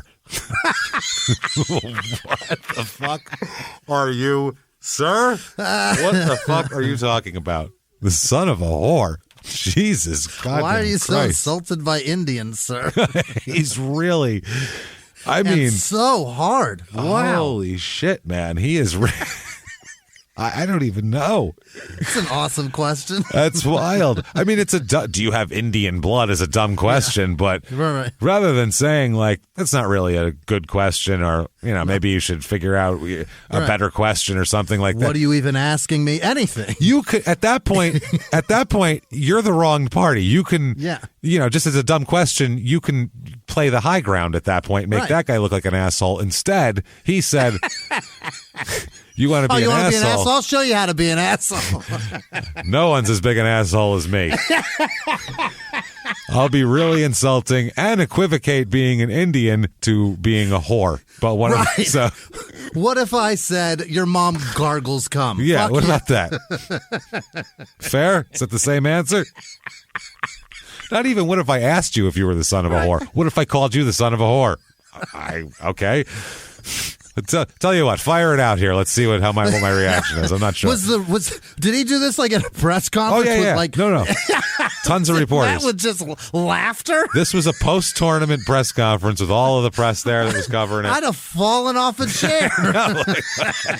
like you just did when you heard it 3 years later. You had the same reaction. What is happening? Tennis is amazing. Best sport on earth. Don't ever let anyone tell you tennis is boring. That's what I'd be saying if I was in the press room right there. Wow. Oh, that is amazing. Did he say it in Spanish or English? I want that in English. I think it was English. That's awesome. I think it was in English, which is even with better. With a Chilean accent. Yeah. That's incredible. What if I called you the son of a whore? It's beautiful. It sounds poetic coming out of it. Let's have drinks, sir. Wow. If this is what you say sober. Yeah, right after playing a tennis tournament. Yeah. Imagine what you're like at 2 a.m. You're a party. You're a fucking party at 2 a.m., Chief. We are going to jail tonight together, sir. Let's go. Salute. Oh, man. One of an anonymous tennis person here said, quote, perhaps Rios wasn't the best example for kids, since he was involved in many scandals, included being captured drunk many times by the press, fighting in a bar, fighting with the police, and even urinating on the guy in a washroom of a disco. We'll get to all that, don't worry. What? And the day after, he missed a flight with the Davis Cup team, but the guy did something impossible those days, being Chilean or South American with an average body type and being number one in the world at the same time. So that's the positive on him. Yeah. The negative here. The positive is he pees on people? He pees on people, but still, at least he did it. At least he got there. He doesn't have stage fright. You got to give him that. That's a great point. He's proud of that thing. He just whips it out and pisses everywhere. That's wow. I would never show it to another man in a way of assaulting him. And you have to wait for it for a minute. You'd be like, stay still, stay still. Just hold on. Or you I'm have 40. I got to push a minute. Or you have to chase him with your dick out and your hand on it as you're running. That's an ugly sight. No one wants to see that. That's aggressive. That's very aggressive. It doesn't look like what it is. Yeah. So I was just going to pee on him. That's all. I was only trying to pee on him. You don't get it. I swear to God. There's nothing sexual about this. So Cliff Drysdale, who's an ESPN commentator and former pro tennis player, he said, quote, there was nobody in all of sports that I met who was more negative. He had the biggest chip on his shoulder. One time I walked up to him, knowing his reputation. He looked at me, looked at my extended hand, and walked away. He walked over to the elevator and went up to his hotel room. It was the damnedest thing I ever saw. Just walked away from a handshake. I was like, no. Wow. Didn't even say no. No reason. Yeah. Here's a guy named Craig Gabriel, who's a journalist. He said, quote, very talented. I never thought much of Marcelo Rios. I thought he was an obnoxious, rude individual. He had a world of talent. He was a glorious tennis player to watch, but I hated to watch him because of his personality. I mean, there was just something about the guy. He rubbed everybody the wrong way, and it was very unfortunate because we got a lot of wonderful players from South America, and all the ones I've had any sort of contact with or any association with have all been fantastic people to deal with. Unfortunately, Rios was the exception, which is, as I say, is a great shame because his personality, behavior, and attitude unfortunately got in the way of his great tennis. Here's somebody, an anonymous person talking, one of the tennis guys talking about in Singapore. Quote, in Singapore, Rios was with a girl at the time, and I saw him involved in a major makeout session in the elevator. It was really rude. You just don't do that sort of thing in Singapore. No, they'll cane you over there. Decorum is a big deal in Singapore. I don't know if they'll cane you for making out in the elevator, but you will get fucking chided by the police for that sort of shit. Like, you don't fuck around in Singapore. Yeah, remember the kid got caned for I don't know, drawing it was some sort of he drew some sort of graffiti, so they caned him. Fairly recently, right? That was the 90s. It was the 90s. Was it? Yeah, SNL did it's all their jokes were for a year and a half, where that guy getting caned and all that shit. So here's another one from him. It's Chris Chaffee, who is a fan. He said, I remember a fan at the U.S. Open told me he tried to have Rios sign a tennis card for him, and he took it and drew a giant X with the Sharpie over the card and gave it back. That's a pretty solid autograph. Yeah, not quite. Here's someone who was a ball kid in Indianapolis for him, because they're all assigned, they have their own ball kids for their matches. Quote, I was a ball kid for Marcelo Rios at the RCA Championships in Indianapolis. I could understand a lot of Spanish, and the things he said were not appropriate to say to a minor. Holy shit. He was getting one over. Yeah, he's calling him names and shit.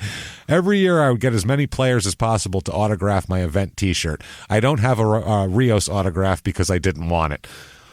So, yeah.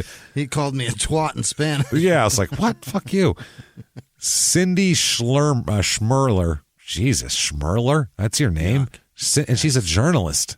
Schmerler? No. And you were like, I'm going with Schmerler. There's 4 consonants to start that name. 4. It's SCHM. That's too many. Schmerler. She's probably married into that, poor thing. I hope, for her sake, I hope so. That means she could get out of it if she wants. Otherwise, it's so. Quote: Marcelo Rios seemed to do everything he could to make people hate him. This is all on purpose. Yeah. One person that definitely hates him would probably be Monica Seles. What did he say to her? Well, they were in the cafeteria and they were online to get food. And she was in front of him. Did he make an eat joke, James? And he said, move your fat ass. He did not. Not a joke. He said, move your fat ass. And she said, what? And he said, you're too fat to play tennis. Move your fat ass.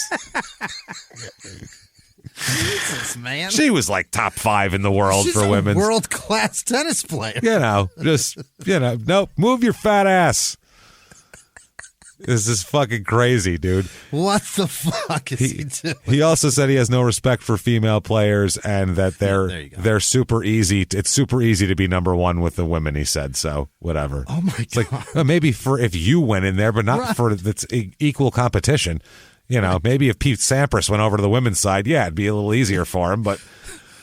Michael Jordan could easily dunk on every WNBA player today. Yeah, that's not today. What are you doing? Yeah, because he could dunk on all the NBA players when he played, so it didn't matter. If you can beat all the. Oh my God! So Seles was like, "What the fuck?" Like she didn't even know what to. First she was like, "Huh," and then she heard it clear and was like, "What?" Like she didn't even know how to respond to it. She just stood there and he like went around her and went and got his food. It's fucking insane. Wow. So this guy also says that when we went out to eat, if the waiter ever made a mistake on his order, he would get so angry. He'd just get really angry and yell and scream. He said he was arrogant, but in some ways for tennis, you must be. Which... It's not the waiter's fault. This is where you get like the fighter thing, like the boxer thing, where they have to have a certain level of I'm the best and I can kick anybody's ass, but at the same time, how do you be a normal human being and do that? People in tennis seem to be able to pull it off just fine, though. This guy, I don't know. I don't hear these stories about Michael Chang coming up all the time, do you? Thomas Johansson is another guy here. He was a former Australian Open winner. He's a Swedish guy, so it's probably Johansson, actually.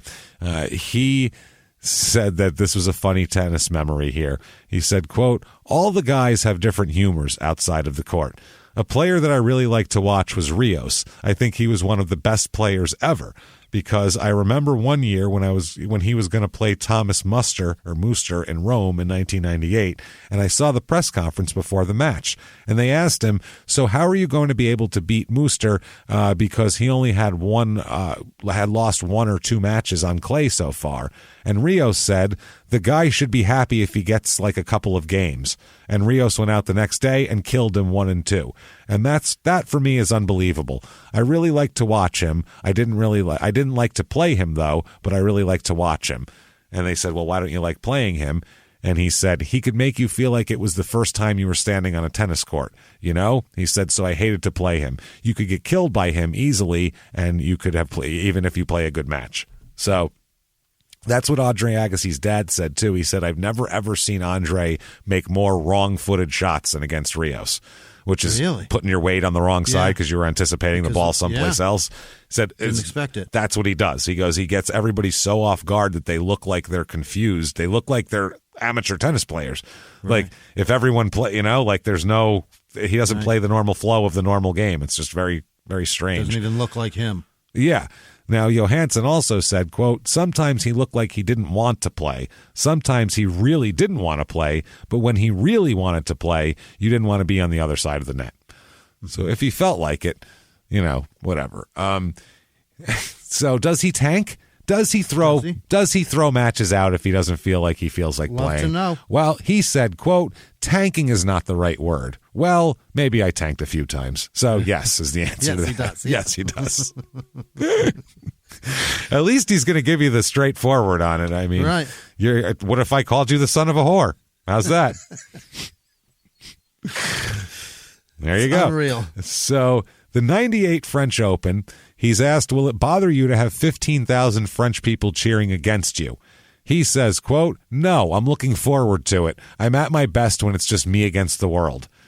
So that's how he needs to feel. He requires it. He requires it. So there's one, here's interesting. This is a girl named Rachel Cormel, who was a 16-year-old tennis fan when she had an interaction with him. And this was during an opening match at Indian Wells. She would squeal loudly on every point won by the other guy. She would scream really loud in celebration, really loud above the whole crowd. Like a young girl can scream. Yep. And so apparently, so much so that people were asking her, are you from Germany? Are you rooting for, it was Heinrich Dreekman. They're like, are you rooting for Heinrich Dreekman? And she said, no, I'm not rooting for Dreekman. I'm rooting against Rios. And they said, why? Why do you hate him so much? And she said, a year ago after a practice session, she asked him for an autograph and he wouldn't give her one. She said, quote, he was nasty and rude. Now it's payback time. And my payback is shrieking in his face. Shrieking at him. Just fucking loud as he can. That's a solid payback, because when you watching golf, if you hate somebody, just cheering for somebody that you're playing against, it feels good. It really does. At the Open here, cheering for the other guy when Tiger's on the field, it feels great. Yeah, people like that shit. Tigers like him too, that he requires that negativity to do great. That's why I swear that's why he does so great. You have to feel it. A lot of people feel like that. A lot of guys feel like that. Jordan was big like that. He liked going into an opposing place and, feeling the hate. That fueled him. A lot of guys are fueled like that. Just as much as he likes the crowd cheering for him in Chicago, he loves hearing the boos in Detroit. Same shit, yeah. If it feeds some people it shrinks them, and some people it grows them like one of those fucking shrinky dinks in the oven. Depends on what happens. Yeah. So 1998, there's an event in Stuttgart? I don't know. It's in Europe somewhere. It's probably Stuttgart, right? Maybe. Sure. Why not? There's a lot in of Italy? Stuttgart. He's caught speeding, okay? I don't know how fast he was going, but he's fined $10,000 for speeding. How was he fast? Driving a rocket? How fast could you possibly? Did he drive it over a group of school children? $10,000 is a lot for speeding. Did he break the atmosphere? How do you get a $10,000 fine? You break the sound barrier, the fines go up, I guess. I'm not sure if Did that he was steal a fucking jet? Maybe it was like a construction zone within a school zone. Yeah. Within I don't know how it worked, but $10,000 he's fined for speeding. Fines doubled sign was out. Yeah, I get fines tripled, and they just infinite growth on the signs. I don't know what happened here, but as we know, he's not a great driver as he drives out of rental car parking lots at 50 miles an hour with police diving out of the way. So here's a guy, Ili Natase. I don't know.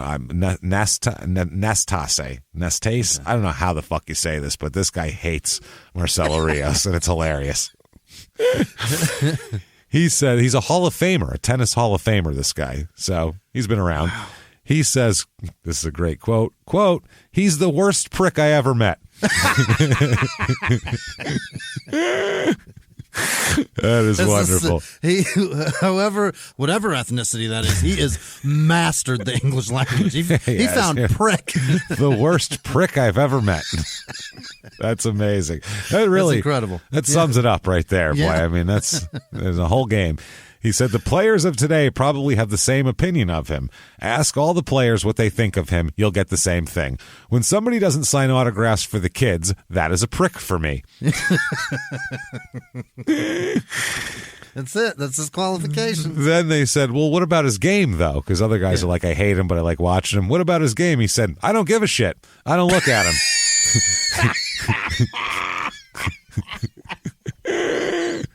I don't give a shit. I don't give a shit. I don't look at him. For me, he's an idiot. That's what he says. It's fucking great. I don't give a shit. I don't look at him. For me, he's an idiot. I want that interview so bad. I love this guy.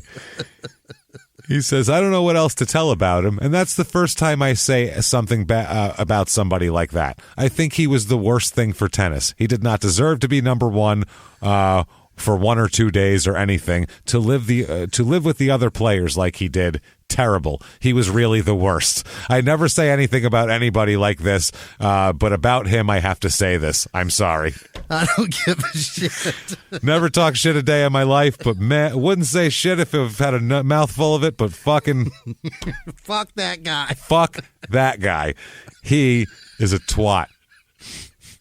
Actually, he's the worst prick I ever met. An idiot, terrible, really the worst, and the worst thing for tennis. Those are all, and didn't deserve to be number one. Those are all the negatives. Yeah, but how good is he? I don't give a shit. I don't give a shit. I don't watch him. To me, he's an idiot. That's what he said. It's incredible. Then he goes on to say, quote, Marcelo is a finely calibrated Swiss watch missing a couple of wheels. He said one of those missing wheels is in his head, unfortunately. Oh. So that's the same guy said that. That is fucking... I like that guy a lot. I like him a lot. He is the man. I like him. I hope his family gets some great Christmas gifts. He deserves to be in the Hall of Fame. Too bad I couldn't vote for him to be in even more of a Hall of Fame. So here's another, this is an anonymous worker for the transportation, worked in the transportation wing of the Key Biscayne tournament for many years. So one of the tournament people. He said, I worked at transportation for the Key Biscayne tournament for many years. One year, Rios had a tournament car, and he didn't return it after he lost his match. We almost had to call the police and have him held at the airport to get the car back. Jesus. Where'd the car go? Don't care. I don't care. I don't give a shit. Yeah, oh my God. Here's Bud Collins, who's a Hall of Fame journalist, and we'll hear from his wife also, because she's a journalist too. He says, quote, very disagreeable player, very negative memories. He was rude, impolite. He would tank matches. He did it at the U.S. Pro in Boston one year. It was so obvious I said they should have played the match in a swimming pool. One time in Longwood Cricket Club in Boston again, the kid came up with a pencil or a pen or something with something to autograph, and Rios just took it and broke it in half. Jesus Christ. He was just a bad guy. When he became number one, he was on the balcony with the president of his country. I said, maybe this will make him a better behaved guy. His attitude, though, was fuck you, fuck everybody but me. Maybe they're right. Maybe he did need to be raped. He did. I mean, maybe something bad needed to happen to this guy, because whenever good things happen, he just got to be a bigger and bigger asshole. Right. But he was a huge asshole when he was 17, too, at the same time, when nobody gave him shit. So he's just a dick. And that's amazing. Here's his wife, Anita Clausen, who's also a journalist. She says about Rios, quote, he was a disgusting person. Not about her husband, about Rios. Yeah. It would have been much different. He was a disgusting person. It was horrible how he treated Bud. That's the guy we just talked about. Right. People told me he would break the kids' pens when they asked for an autograph, or sign his name over the other players' names that the kid had gotten in autographs for. Oh, wow. To fuck them all up.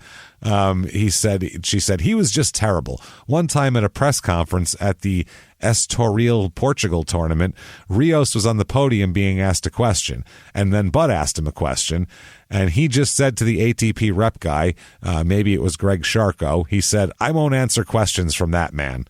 And everybody in the audience, all the other press corps, just gasped at this, that anybody would be so rude to Bud Collins, of all things.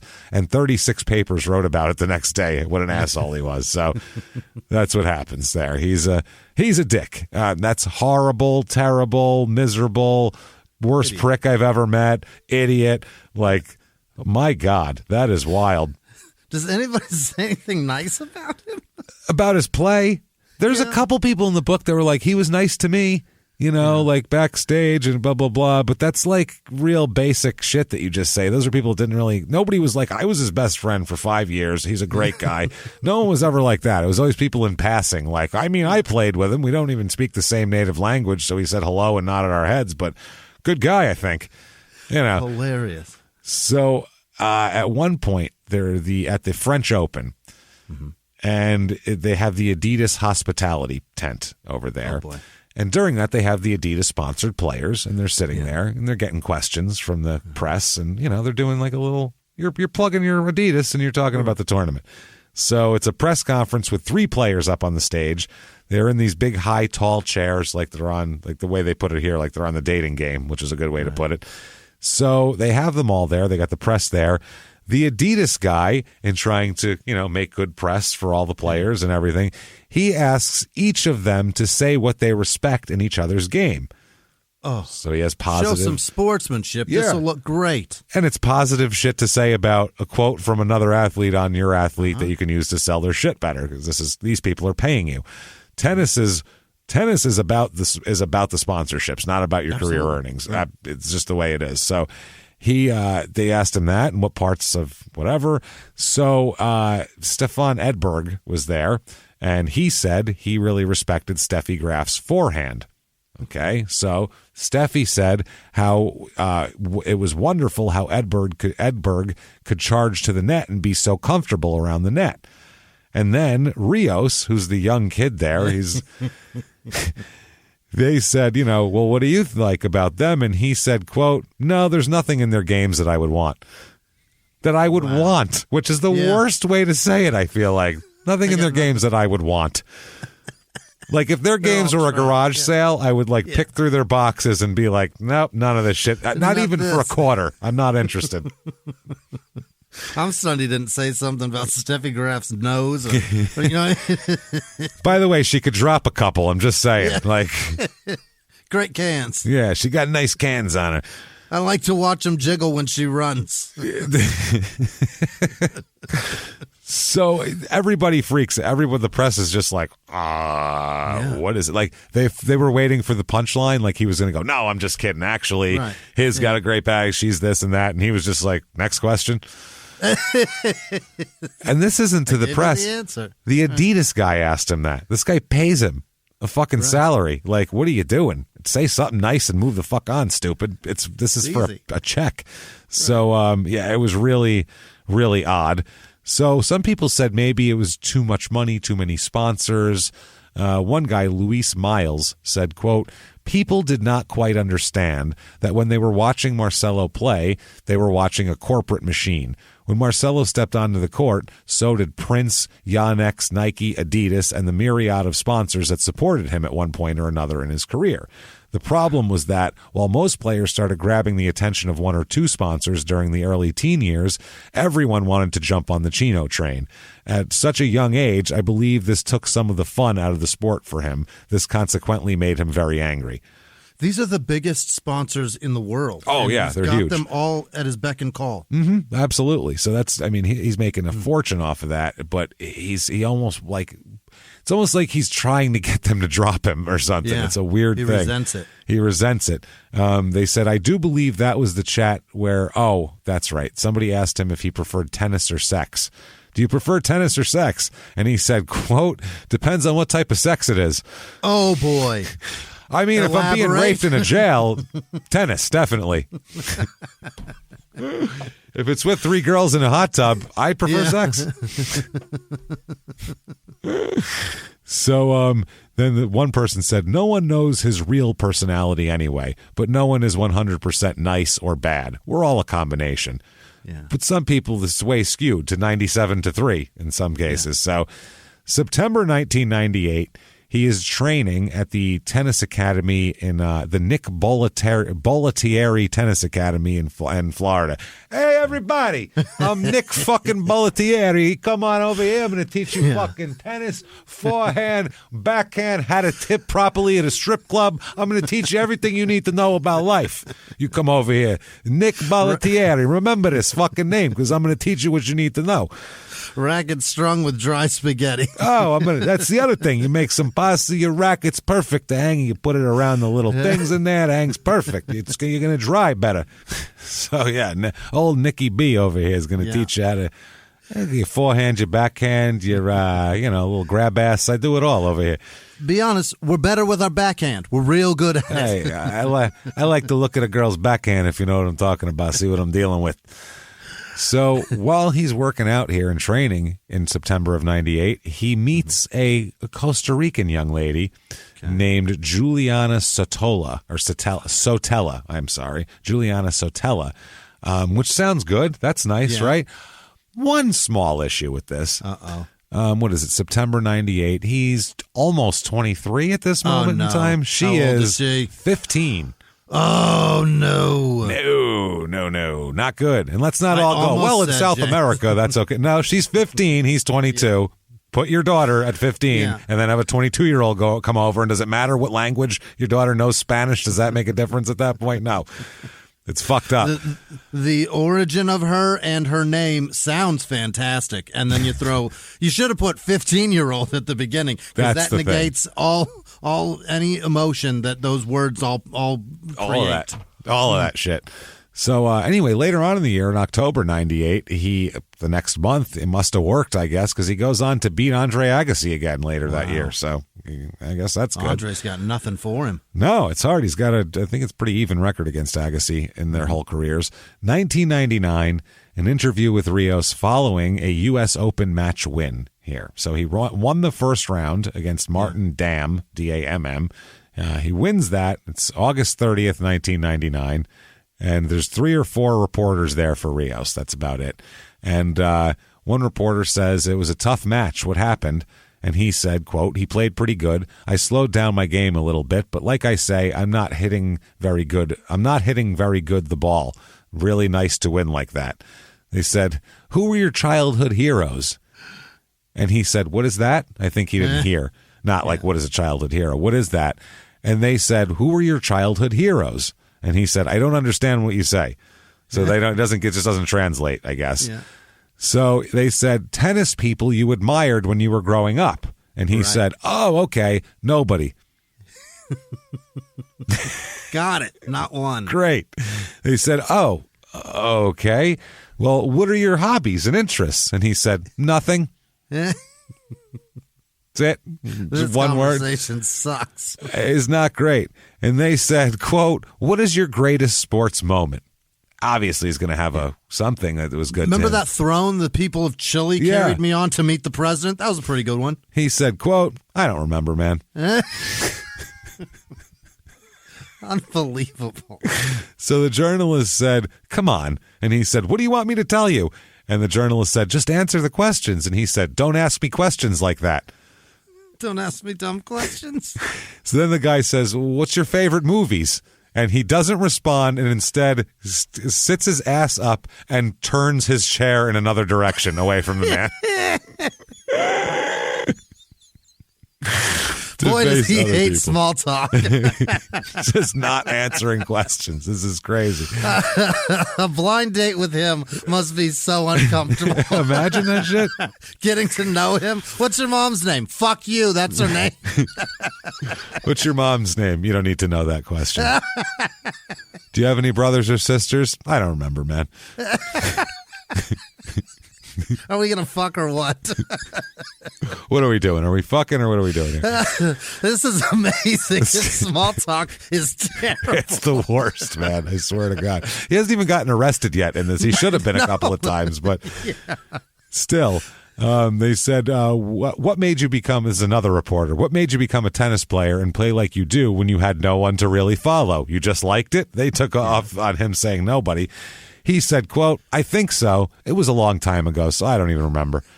I don't know. You're 23. Man. You're 23. It's not that long ago. No, it really isn't. You could ask, well, before he died, Hank Aaron, what made you like baseball? And he'll be like, when I was 6 years old, there was a field, and I heard the crack of a bat. There'd be something that he could remember. Anything. When he's 82. This guy's acting like he's 65. And has dementia and has been boxing instead of playing fucking tennis.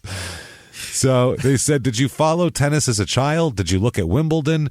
Did you look at the U.S. Open? And he said, quote, in Chile, I never followed tennis. It was a lot of soccer, no tennis, so I never followed tennis.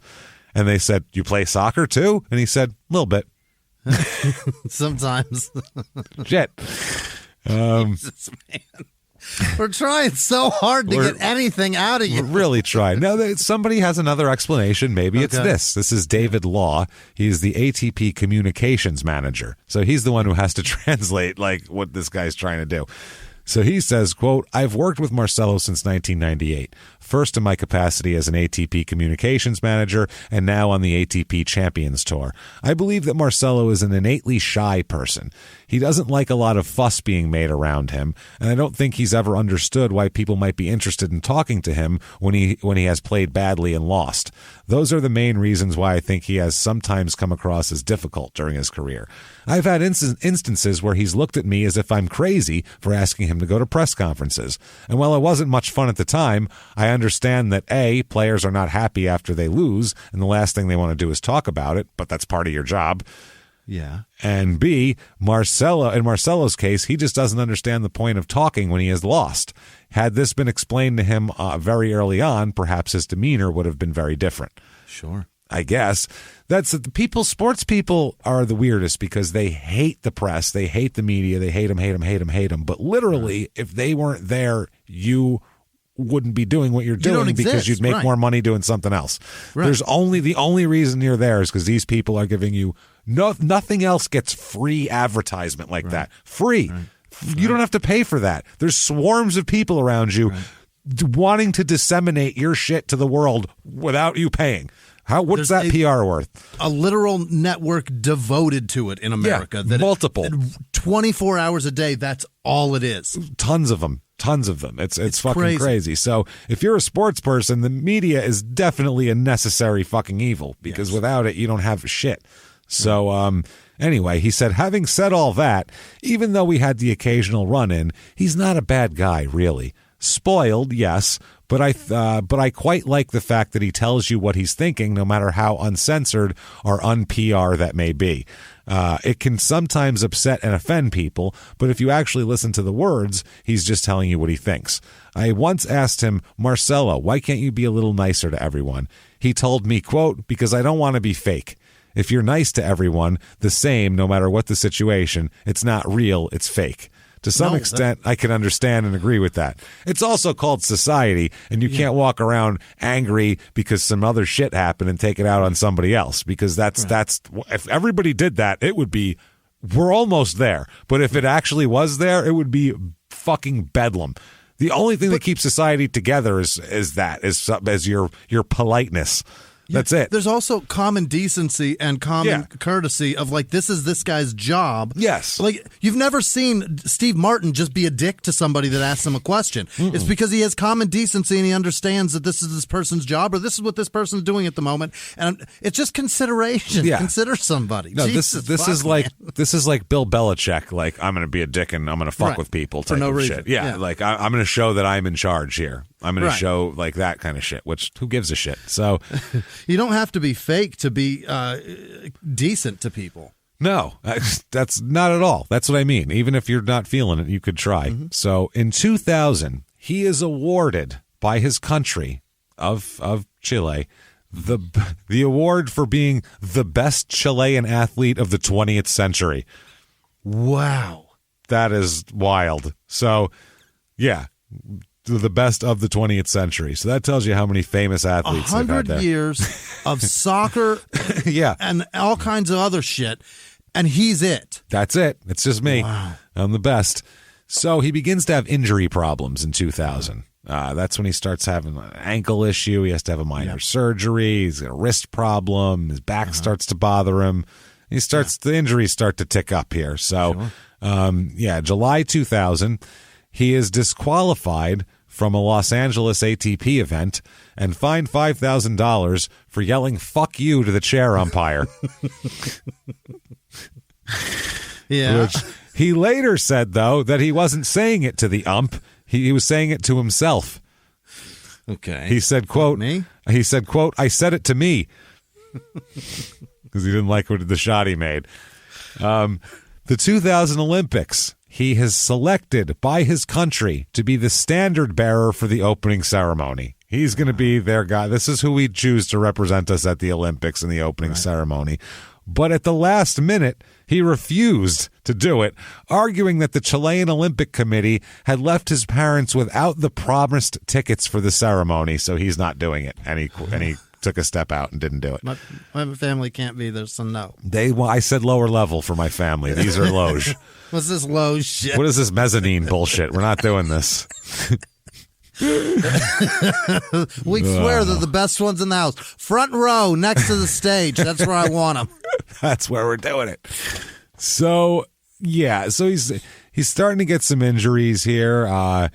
Reaches the semifinals at the Hamburg Masters, but loses it there. Finishes December number 37 in the world. Oh, it's dropping a little bit. Yeah. So things aren't going great for him with all the injuries and things. So when things aren't going well, what do you do, Jimmie? What? You gotta get married. You gotta get married. You gotta marry the Costa Rican teenager you met 2 years ago. Yeah. He's been with her since she was 15. Now she's 17 and apparently ready to get married. Yeah. Yeah. This is disgusting. Yeah. I would say this is pretty fucking gross. He is 25. She is 17.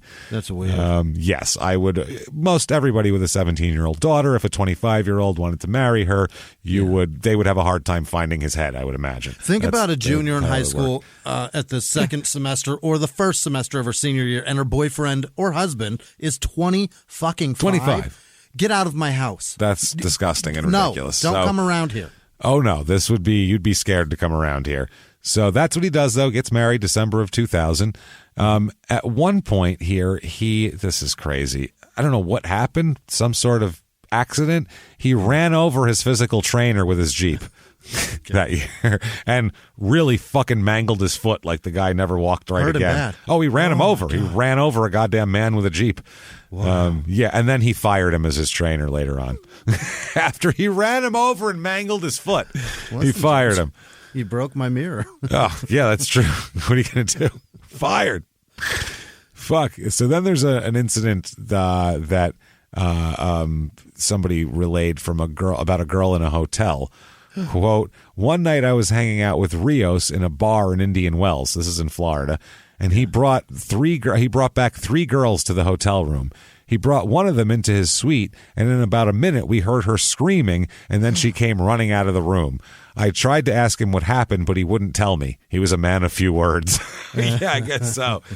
Or a man of a little embarrassment. Yeah. Later on, he would say that she was trying to steal his tennis racket, so he grabbed her and she screamed and then ran out. So I don't know why she would want his tennis racket, but maybe she's a real memorabilia hawk. She was just looking for some good stuff.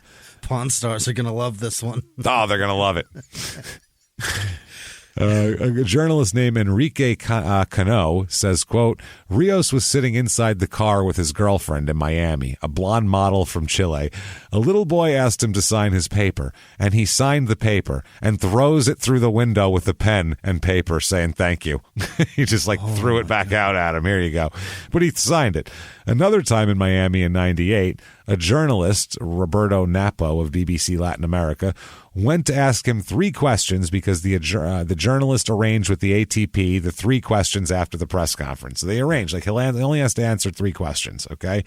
So, and Marcelo Rios didn't like to do it, so he was shouting, why? Why do I have to talk to these people? Why do I have to talk to them too? I did a press conference, now I got to talk with them in the room. I have to talk to these fucking 3 people. This is bullshit. So they said, hey, look, we made a deal with them that they're only going to ask you 3 questions. That's it. And then you can go. That's all. Okay. Be cool about it. So he says, okay, I will do, is what he tells the guy. Okay, I will do. So the journalist asks him 1 question. He looks and says, yes. Second journalist asks him a question. He says, no. Third one asks the question, and he says, yes, thank you. And he got up and left. Yes, no, yes, peace out. That's what he did. Bye. Then there's a story here of a little girl here, a 12-year-old girl or so. This is Gabriel Matiazzi, who's a coach and journalist from Argentina. He said, at the tournament in Buenos Aires, I saw a girl about 12 years old run up to Rios on the practice court.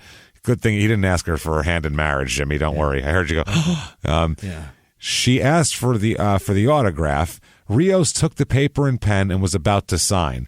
He suddenly threw it on the ground. He said no, and the girl started to cry. And she said to Rios, quote, I hope you break both your legs and never play again.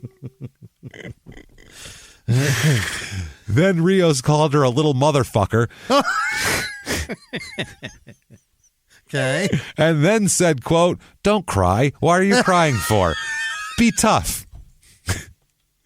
Be tough. He said, I hope I break my legs, little motherfucker. And then I called you a motherfucker, and I think he realized that other people were watching him have an argument with a 12-year-old girl. And he's like, this doesn't look good. What are you crying for? Be tough. Probably tousled her hair. You're going to be fine. There you go. Why you cry for?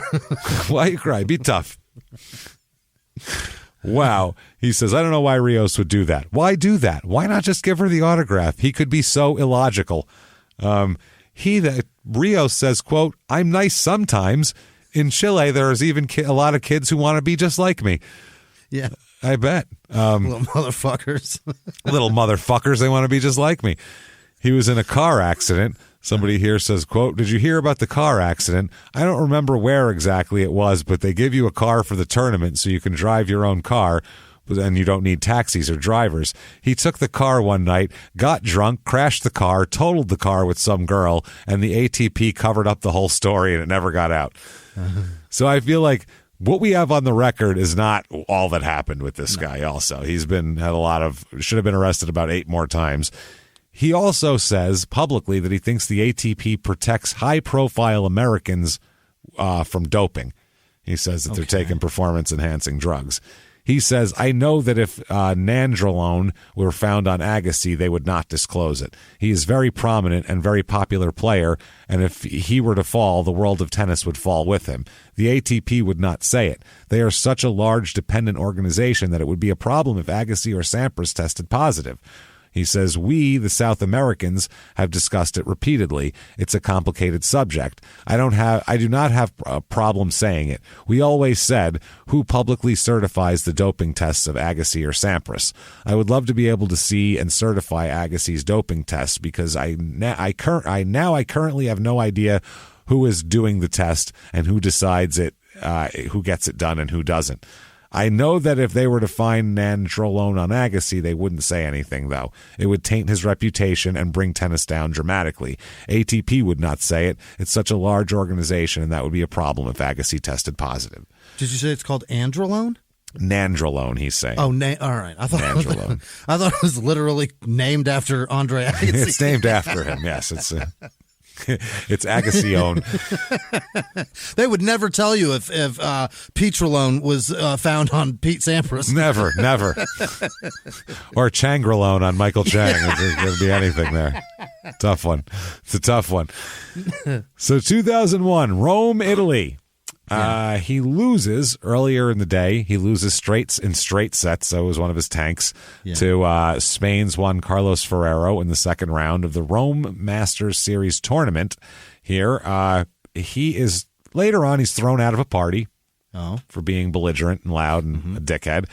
So at that point, he and 4 of his friends, all Chileans, including a coach and an ATP official, end up going out, getting super drunk in the historic Trastevere region, or district, Trastevere district.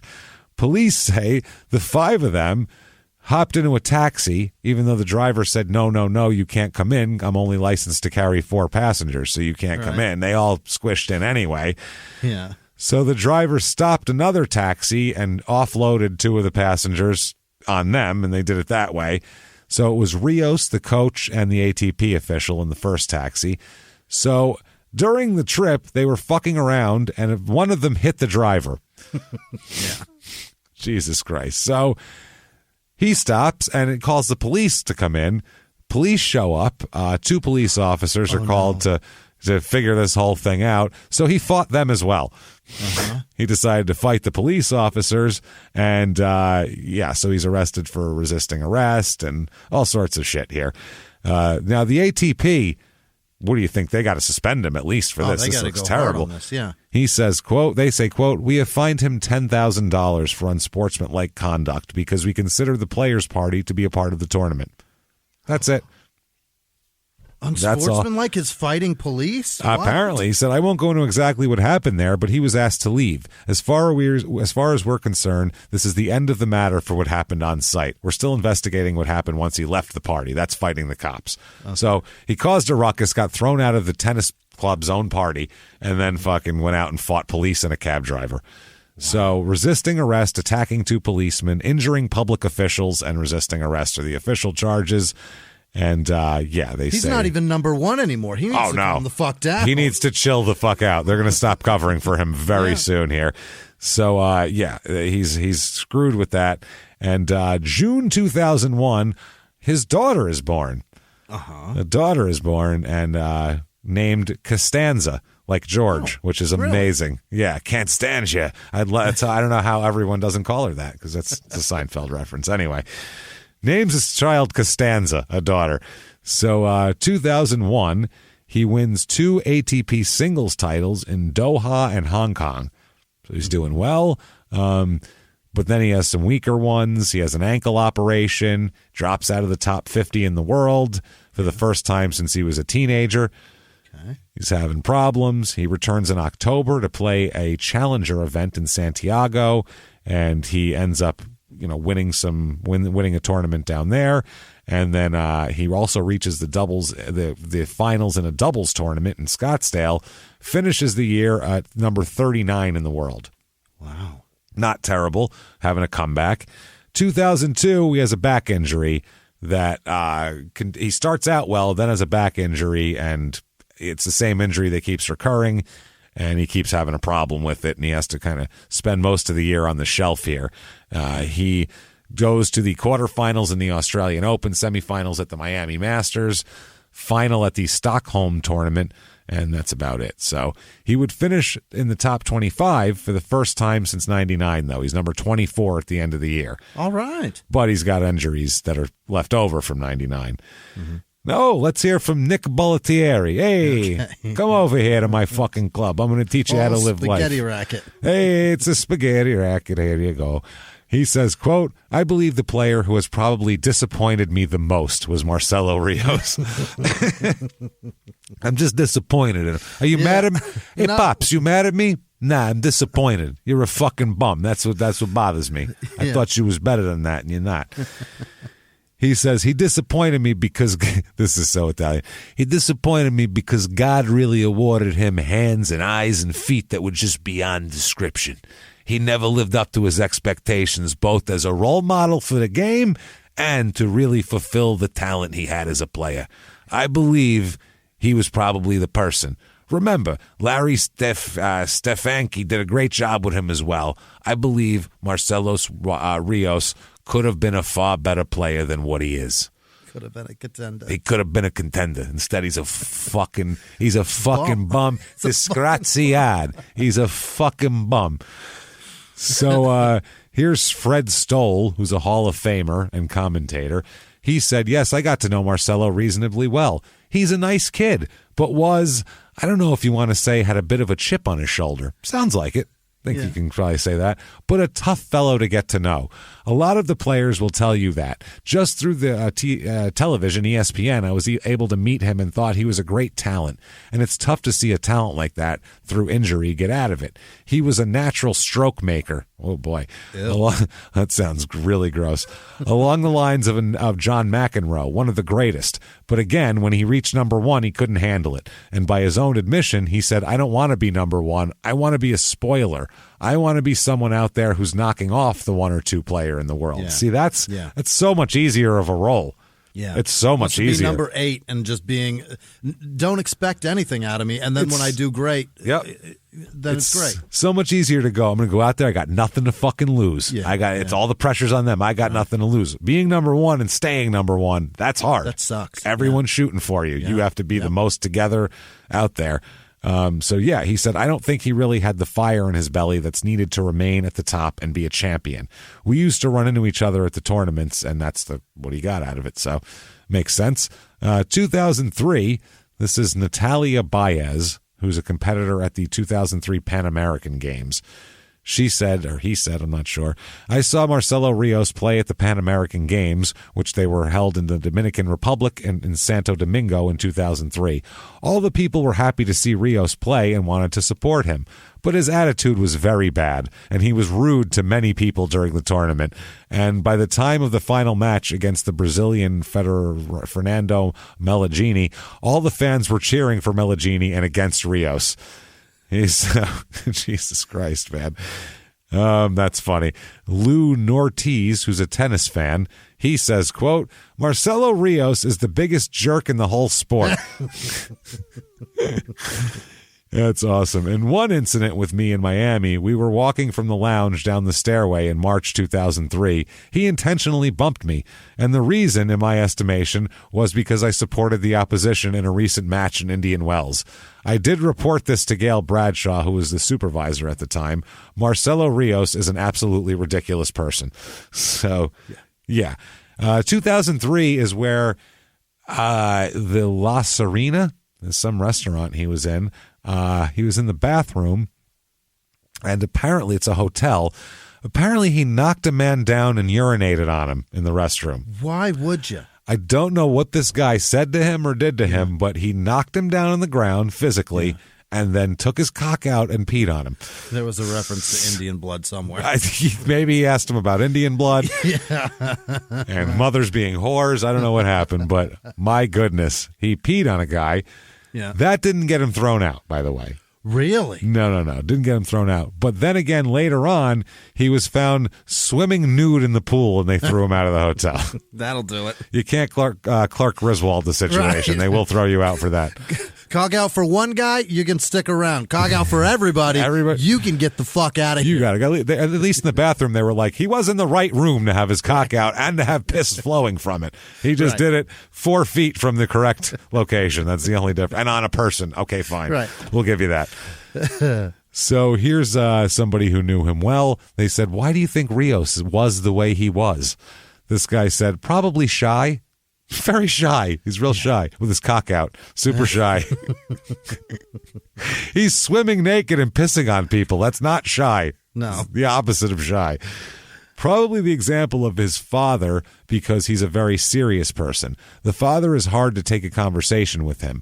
I remember the time when he had the relation with the directors with the Chilean Federation. Once, the people told me it was difficult relations with Mr. Rios. He was very difficult, very serious, and probably Marcelo get the same personality that the father has. Some people said that when the father began to work when he was young, he was in the middle class socioeconomic, and when he have a lot of money, he changed. Some people said that, but I'm not sure, but it could be one factor. So, I mean, who knows? Money changes people. It usually does. September 27th, 2003, he is in a bar in Santiago, so home country. He's in a bar, and he gets in an argument with the staff. Okay, and gets in some physical altercations with them and all sorts of shit like that. And then the cops come, and it gets real interesting. So here's a witness. Quote, well, I saw him fighting inside with the staff. Later, I even saw him take a radio from the city security and then get into a fist fight with the police. That's his evening. They asked the witness, was he inebriated? And he says, oh, yes, both he and his friend, both of them. Yeah. To fight the staff of a bar, get thrown out, and then not go, oof, Jesus, we should probably take it down a notch. Right. Then to fist fight the police after you took a radio from a city security officer. Yeah, I feel like you're probably hammered for that one. Yeah. or definitely the biggest prick ever. One of the two. Certainly. Prick I ever met. Biggest prick I ever met. He was taken away. He's arrested, and he's actually arrested in his own hometown, so that's tough to do. He's so mad about being arrested in his own hometown for fist-fighting police, mind you. For his own behavior. He went to court, and after court, he said that he wants to leave Chile forever. He's tired of his home country because of what they're doing to him.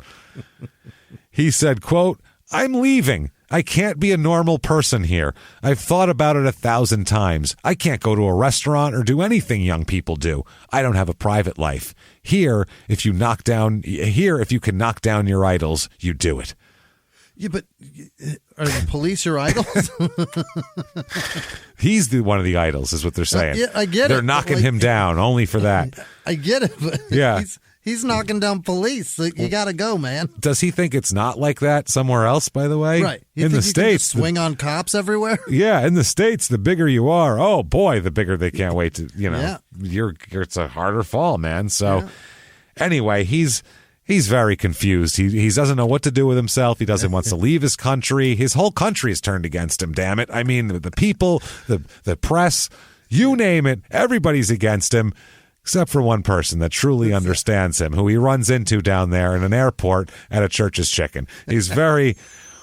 Popeyes. And this person, or Popeyes, and this person can understand him. Of course, it's Adam Popeye, the arugula connoisseur Jones. Yes. And he, Pac-Man and Popeye, sorry. Yeah. I said Popeye, I meant Pac-Man, but he had Popeyes, so I called him Popeye. Too. Yeah. Popeye Jones. If there was a Pac-Man's chicken, he would have had that, hopefully, instead. Yeah. So, Popeye Jones. Popeye, there is a Popeye Jones, the basketball player. Yeah. It's fucked me all up. And he says, there's no music, so here he goes. He said, how is it you've come to arrive here? You should be lifted up on a pedestal. Every day should be a coronation, a drive to the palace to be told how wonderful you are. This is ridiculous. These people are misunderstanding you. That's the problem. You're like, oh, everybody's got a lot of time and I'm not going to waste it. That's the thing. So I'm going to answer my questions very concise, very, very, very even, very concise, very nice. I'm sure the police, they come to you and you're like, oh, hello, officer. And then, you find out you think it's like a fake police officer. So you begin to beat them unmercifully in the street, obviously. Sometimes you got to fight back. I would say, sir, that you're doing fine. You keep up the good work. And I salute you, and I will see you soon. Poof, and in a poof of warrants and Popeye's boxes, he is an arugula. He disappears, and Marcelo Rios very confused about this. He has no idea what's going on. Never heard of Popeye's chicken. He has no idea about any of it, and he's very confused. So he plays in some tournaments this year. In 2003, he loses in his home country. And he's on the World Cup team where he won with a partner. I think it was I think he was doing a doubles thing for them. He also won silver medals in singles and doubles with Adrian Garcia in the 2003 Pan American Games. Yeah. And, he did that. 2003, he played very few tournaments, though, and most of which he had to withdraw for injury or whatever reason. He finishes the year ranked number 105 in the world. Oh, it's slipping hard. It's slipping bad here. March 2004. This is when his private life that he says that he hates being public really gets public. So a magazine publishes some photos of him, as they put it, quote, dancing seductively with another woman at a disco in Paris. He's grinding on some broad in Paris, right? Yeah. So his wife publicly fucking breaks up with him over this. Hello, hard copy? I want announcing a divorce. Literally. And then so during that year's Davis Cup press conference for, tennis, he fucking, instead of asking questions, takes out a letter to his wife and tearfully reads it, asking for forgiveness. Somebody get this to my wife. Crying, ends up leaving the stage in tears.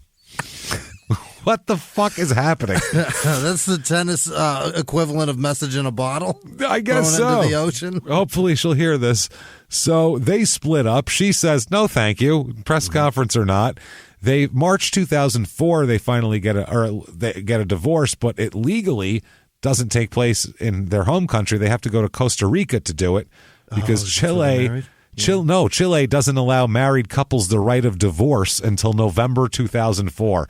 Is that right? Yeah, but they weren't allowed to get divorced until November 2004. Oh, boy. And then they'd have to go to other countries to do it if they could afford it. Otherwise, they just stay married, I guess. Yeah. So July 16th, 2004, he retires. Retires already. Not even 27, retired. Or I'm sorry, not even 29, retired. He said he's 28 years old, announces his retirement. He says, quote, "The truth is that I wanted to continue to play and win a tournament for my daughter to see, but that will be a problem because he has a back injury." He has 31 in his singles. He has 18 titles, 13 runner-ups. He's 0-1 in a Grand Slam, 1-0 in a Grand Slam Cup. So he did okay. He finished his 2004 number 842 in the world. Not good. Here's his progression starting in 94, and it'll be every year. 107, 25, 11, 10, 2, 9, 37, 39, 24, 105, 842. Oh, no. So, not great. He does organize a farewell tour in his home country, traveling through several cities, meeting with fans, doing tennis clinics, and playing matches like exhibitions with international players such as Peter Korda. Remember him? He lost the Australian Open. Still mad at him later, but him and Goran Ivanisevic. It ends in December 2004, where he plays his final tennis match of his career, there anyway. Again, what he says is there, and gets a job as a commentator for a Chilean radio station. Okay. So, in 2005, he marries a model named Maria Eugenia Lorraine. Yeah. She is, that name should sound familiar, by the way. Do you remember that model he was going out with from 95 to 98 there that they were, what was her last name? Was it Lorraine? It was Lorraine. Oh, no. Not only is Maria Eugenia Lorraine the former fiance of a professional football player down there, soccer player named Ivan Zamorano, but, oh my God, she's also the cousin of Patricia Lorraine, who he went out with from 95 to 99. Wow. So this is a complete fucking disaster. This wedding, this does not last long. He would later call this marriage, quote, "the biggest mistake of my life." It lasts 5 months. 5 months. It's a mistake, but he made it, as we talk about here. You're going to really not like this guy after this. He's accused by her of throwing her out of his moving car. Why? While he was visiting his daughter in Costa Rica. She arrived at Santiago's airport later on, coming back from Costa Rica, in a wheelchair with bruises all over her legs. He told the press those bruises were caused by falling down while she was skiing. Water skiing? Yeah. Costa Rica? What is he talking about? Sure, there's mountains down there with some snow. The Andes are down there, but I'm not sure about the skiing, but she said he threw her out of a fucking moving car. So I believe that one. That's a problem there. Yeah. And then the marriage is over. So yeah. She divorces I wouldn't be him. married to a clumsy bitch either, James. Yeah, you clumsy bitch. Marrying you. So, 2006, he debuts on the ATP Champions Tour. It's a tour for former players, and the requirements are you have to be at least 2 years retired. But he's way younger than most of the other guys. Yeah. He's fucking like 30. Right. So, they're all, 42, 45. Some of them are even older than that. So he wins 6 tournaments in a row because he's playing old man. Because he's still spry. He's still spry. He ends the year at number 1, winning 6 tournaments and holding a winning streak of 25 matches. He found his groove. Yeah, playing just beat against the old men. geriatric people. Yeah. As long as they're 10, 15 years older than me, I can take them. And all the other players are pissed because he's so young. They're like, this isn't fair. Like, didn't sign up to play against this guy. He should still be playing. Retired. Yeah. Yeah. If his back feels good, he'd be playing in the regular shit. This is ridiculous. 2007, he meets a woman named Paula Pavic, or Pavic, something, Paula. And he says this is it for him. Quote, he tells a magazine, quote, "I am sure that after so long, I found the person that fills me." Yeah. He's ready. Oh, 2008, his second daughter is born with this woman. First with this woman. Isadora is her name. And they get married in May of 2009, a few months after the daughter is born. He goes back on the Veterans Tour. In 2008, he's beat by Pete Sampras in the final of a seniors tournament in Sao Paulo, Brazil. Ends the year at number 3 in the Veterans World Rankings here. Okay. Now, on June 24th, he beat Sampras in an exhibition match that commemorated the 10-year anniversary of him having reached number 1 ranking in the world. So that feels like Pete did that on purpose for him. Right? Yeah, right. Yeah. That's like a wrestling show where, the hometown guy's got to win. No, he's got to win. 10-year anniversary of him being number 1. Clearly, I'm going down. And they're gonna throw shit at you otherwise. Yeah. So 2009, maybe he's calmed down. Maybe. Nick Bollettieri here says, quote, he was divorced and he's married now. He's very, very, very polite. 3 verys in that. He's very, very, very polite. Extremely, extremely polite, which makes me think he's not polite at all. If you say very, very, very, extremely, extremely, I think lie. The more from an Italian guy. Yeah.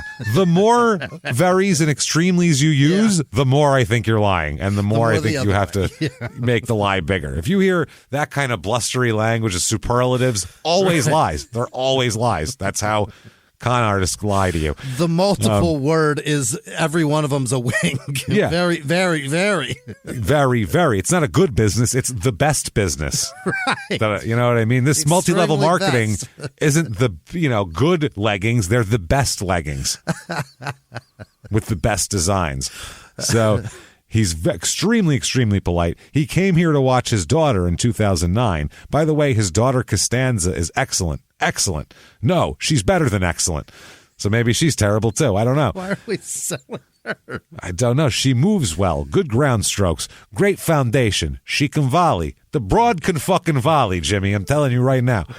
She could do a lot of things. She could be a very good player. I'm just telling you. And Marcelo is very happy to see that. And he was very appreciative, saying thank you. He was warm. And I said to myself, I think having the children he has now helped him change maybe. But did he fulfill his career? No. No, sir, he didn't. He was 1 out of a million. What he had, you can't teach it. Okay. You can't teach it. 2010, his daughter Columba is born. Oh, boy. So there we go. Now, December 2011, he and his wife she gives birth again, this time to triplets. Oh, boy. Triplets. He has 2 daughters, Antonella and Augustina, making 5 daughters total now. Right. And a son, finally. Jimmie. Obviously. What do you think he names it? Marcelo Jr., baby. It's a 100% named Marcelo fucking Jr. He's been swinging for this the whole time. The whole time here. So 2015, it is announced that the Chile Tennis Federation and Rios were to request a probe by the International Tennis Federation into his 1998 Australian Open final opponent, Peter Korda's possible doping activity during the tournament fucking 17 years ago. What do we have? 17-year-old samples? What are we talking about? They might save them, but who cares? It's 2015. Yeah. Who gives a shit at this point? This is when you bring this up? Right. Now?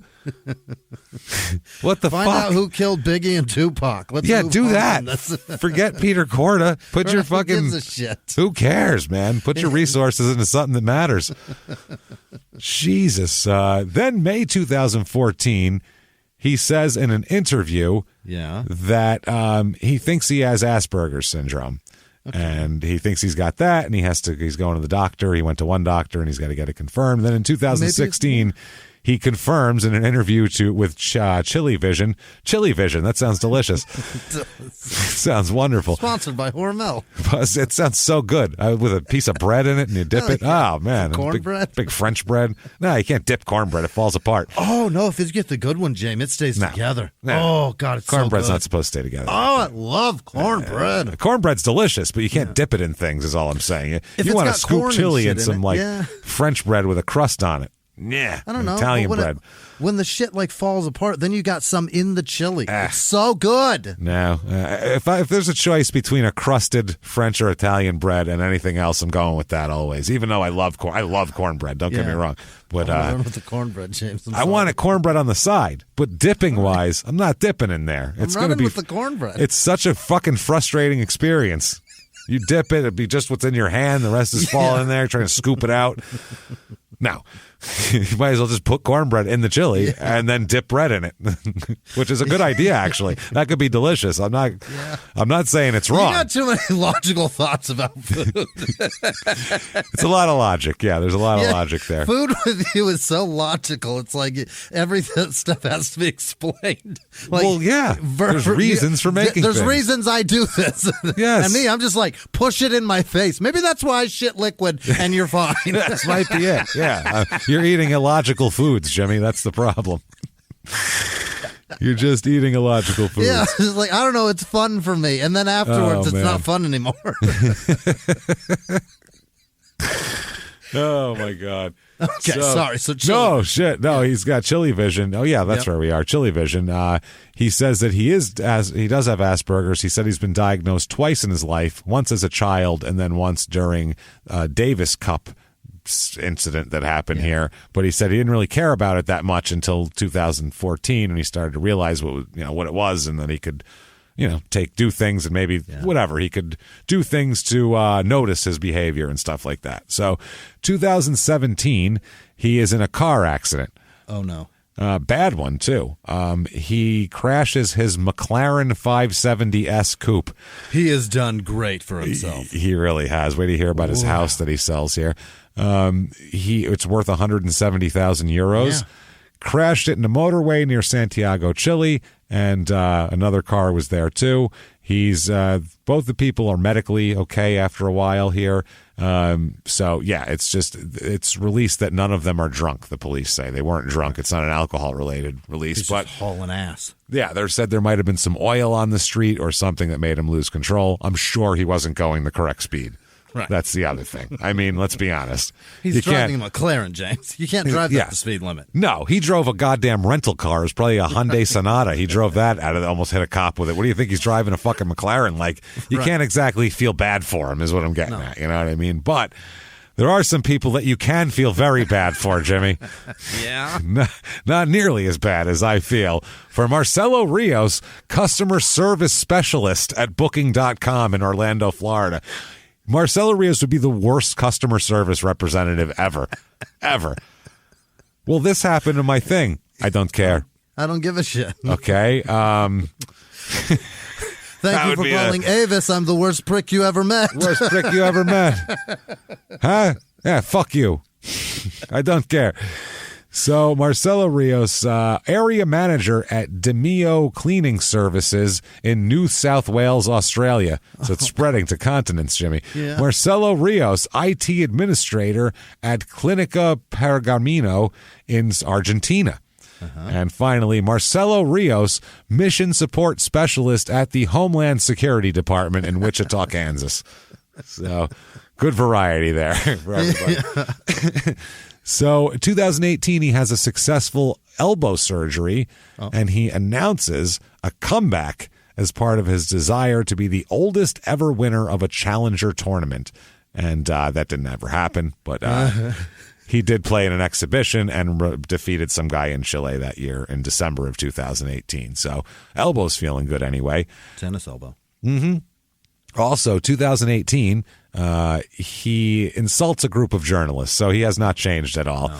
He says they are asking him questions, and he says, quote, as a personal friend, Diego Maradona, who will definitely be an episode on him. That's not good. No. As my personal friend Diego Maradona says, I don't speak to reporters. You all suck at it. And then a reporter tried to ask him another question, and he said, you can all keep sucking. And he left. Keep sucking. Keep sucking. So they fined him $2,500, the International Tennis Federation. He says, quote, I understand that many people disagree with what I said, but it bothers me that journalists lie so much and no one stops them. I came to Chile to help the team without getting paid. I'm here to help the team in the training sessions because I want to, and coming to Chile and getting involved in personal conversations. Why? Journalists like to make victims. They like being the same.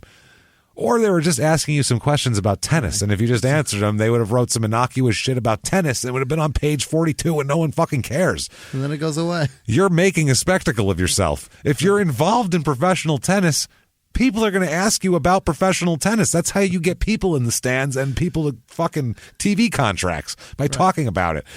Idiot. So he 2020, he moves to Sarasota, Florida. Really? Done with it down here. Going to Florida. He says that once he moves to Florida, by the way, he's got some stuff. He says that the current deputy and former television presenter, I don't know what she's deputy of, sounds like something in the government, and former television presenter Pamela Giles, he says that she tried to rape him when he was younger. Oh my God. Yes, he says, quote, "She used to do interviews, right? I was a boy. I was 14 years old, and she came to my house. She sat me on the bed and did an interview for a channel. She said, the last stage we are going to do is in the shower. You're going to take off your clothes, and we'll do it in the shower." So that's what he said that she said, like, we'll shoot you in the shower. He said, "I swear it was at my house and my parents were there. My mother told her, 'Lady, that's enough,' and they threw her out. I swear on my children that's how it was. She tried to put me in the shower naked and continue the interview there. She tried to rape me." It's a big leap from one to the other. That's a lot. It's certainly child. It's weird to put a kid in the shower and film It's him. molesty. It's certainly not okay. I don't know about rape, but it's there's just a step to that. Yeah. There's just there's a moat between that and rape. It's terrible either way. An adult shouldn't want a teenage child to strip for them ever, but rape is also rape. So it's a lot. Pamela, what happened? Well, days later, Pamela here, she says that she will file a lawsuit against him and deny his allegations. And so an hour later, he said, quote, "Pamela Giles never tried to rape me." You can't say that shit, man. No, he said, quote, "It is true that she interviewed." You know what? Let's do it in their own words here. I feel like we need. It's late in the show, but let's do it in their own words. It's necessary. Quote, in their own words, quote, "It is true that she interviewed me when I was very young in the tub. She tells me my mom was a witness, and she tells her, 'Hey, what I'm doing, and I don't know if she'll kick her out or walk away.' He said, 'I withdrew the rape, which sounded strong. I shouldn't have said it. The rape was strong.'" He said, I went a "The little rape far. was strong." Yeah, that's a strong word. It's a big one. So he also added the announcement that, he said, yeah, she wants to take me to court. He said, quote, "I told her, take me to court and sue me. Perfect. But then I will be busy later in March. It's not that Pamela Giles is bad, but I don't know her at all, and I have nothing against her." 2 minutes later, 2 minutes ago, she tried to rape you. Now you have nothing against her. She asked me to do an interview in the shower. She was going to rape and murder me. I was Obviously. gonna be buried in a shed somewhere. I was going to be decapitated. She's going to cut off my fingers, take out all my teeth so I couldn't be identified. I know how these things work. 2021, just a couple months ago, he finally sells a house that he's been trying to sell for 5 years. Wow. Finally. 5 fucking years on the market. It's located in the hidden valley of Low Barranquilla, and he left it in 2016 when he moved to Sarasota. So this house here is 1,250 square meters, so about 4,000-ish in that ballpark square feet. That's a lot. It's a big house. 7 bedrooms, 9 bathrooms. Oh, my. Movie theater, jacuzzi, sauna. It's pretty goddamn nice. Also, parking for 10 cars. I don't know if that's like a 10-car garage or just the big driveway. Roof terrace, game room, high-performance gym, and heated pool.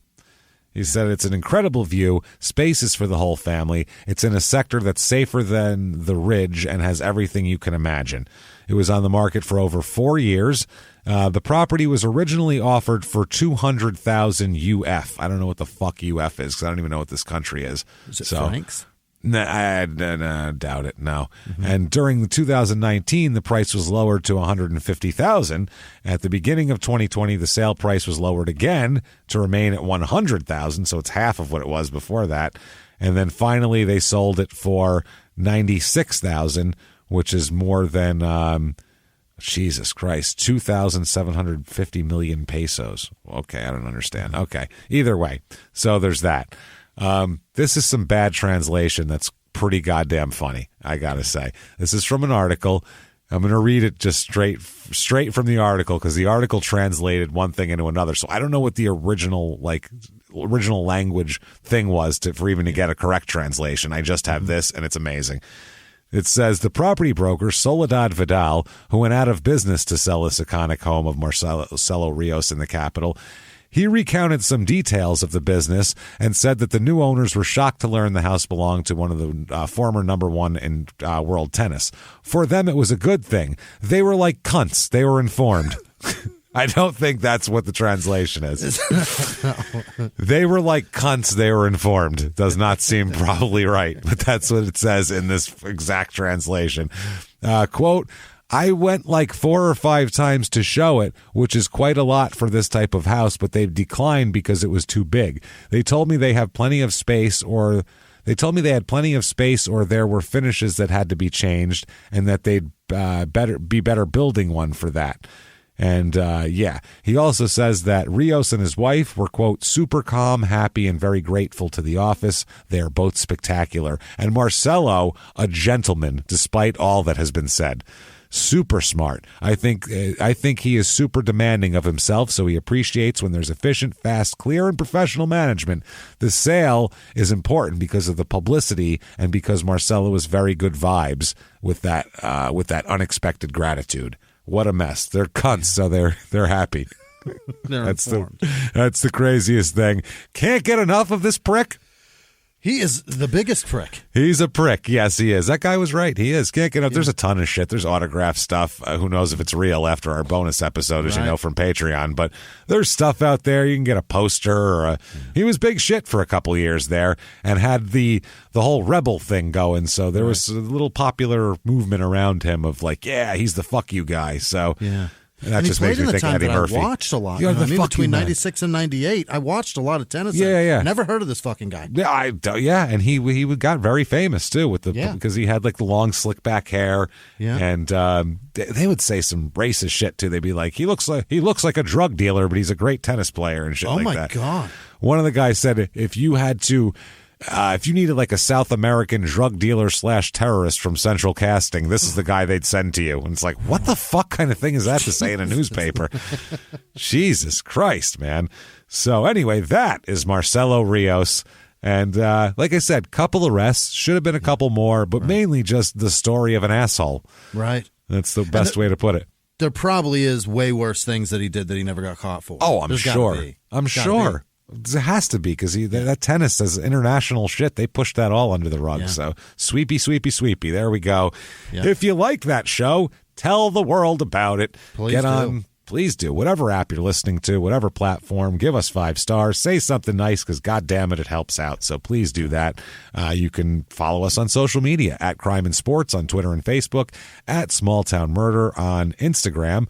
Head over to shutupandgivememurder.com for all of your merchandise, your tickets, damn it. That's your tickets. The most important thing. You need tickets to live shows and get merchandise to wear to those live shows and fit in with everybody because people wear different merch and show off your favorite sayings and all that kind of shit. It's fun stuff. We can't wait. Seattle, tickets on sale.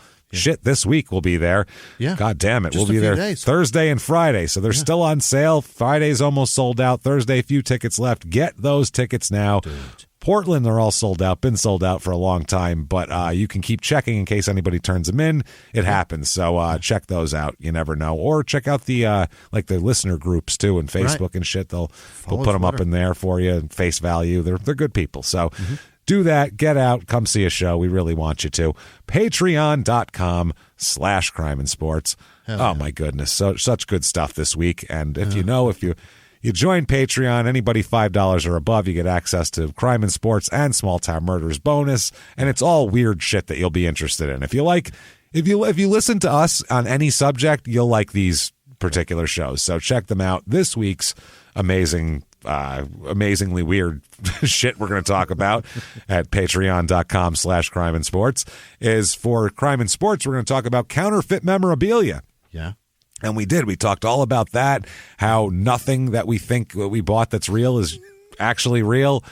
It's disturbing. If you didn't watch them sign it, it's fake. It's fake. We had people tweeting at us their certificates of authenticity from companies that we talked about that definitely were full of shit and weren't real. So a lot of scam shit going on there. That one was a cut autograph, as we found out, a signature cut, as we found out the name of it there. So check all that out. And then for Small Town Murders, we have something very fun. We're going to talk about weird shit that goes on at some of these county fairs and state fairs across the nation. There's some shit that looks like a llama prom. Yeah. There's literally monkeys sitting on the backs of dogs racing. There's so much weird shit going on out there. I didn't realize that's my favorite sport. I had no idea. God, that looks awesome, he says. And all sorts of weird shit there. Weird foods, weird bands that play there. Crazy stuff. You get all of that. Patreon.com/crime and sports. And in addition to that, you're a wonderful person, so we're going to give you a shout-out, tell you how wonderful you are. Jimmie's going to mispronounce your name and everything to establish that, because we love you.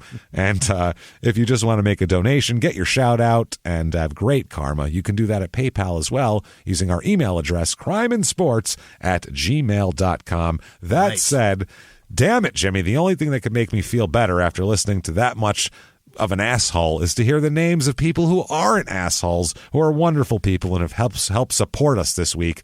Our shout outs. Jimmie, hit me with that list.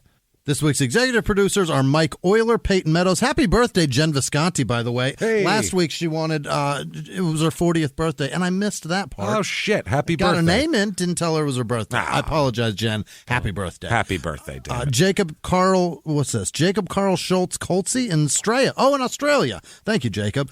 Gina Smart, Christine Depot. I don't know. Probably Depot. Sober mentor Jeff Watson and his partner Shelly. Thanks for helping Chris Harrison.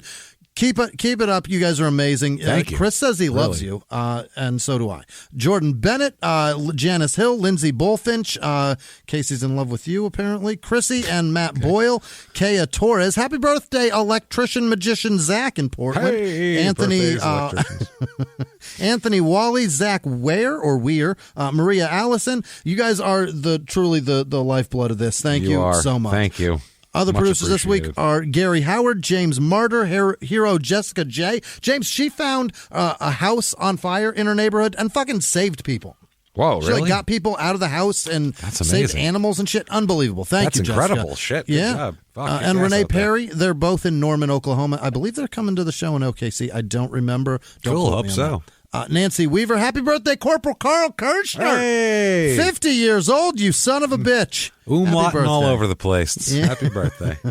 Christy Hansen, Jeffrey Shrewsbury, Caroline Gola, happy hour in Castle Rock checking in. Calzone Ingredients, Muda Calzaga, John Castleman's sister Samantha, happy birthday. David Beers, Stuart Saunderson in Ontario, Killer Khan, Butcher Paul Vachon, you know them, I'm sure. That's Vachon. Vachon. That's what I Butcher Paul and Mad Dog is his brother. There you go. Luna is Butcher's daughter.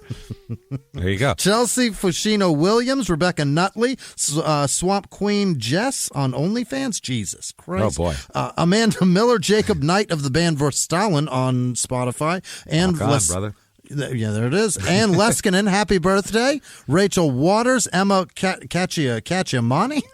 Cacciatore? Whatever. Catch it all. Anthony Cologne in Brooklyn. He was the bald guy that looked just like me in the front row. Oh, in the front row where he was. I actually went, I got to call out that you look like Jimmie because it's so distracting.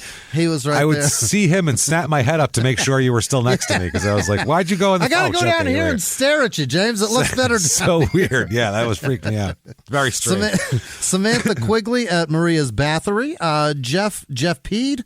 Oh, that's terrible. Cheer up, bitch. Jesus. Yeah. You peed. Jeff Dordle. Debbie Rose. Emily Neal. Garrett Woodbury. Mary Cecil Chick.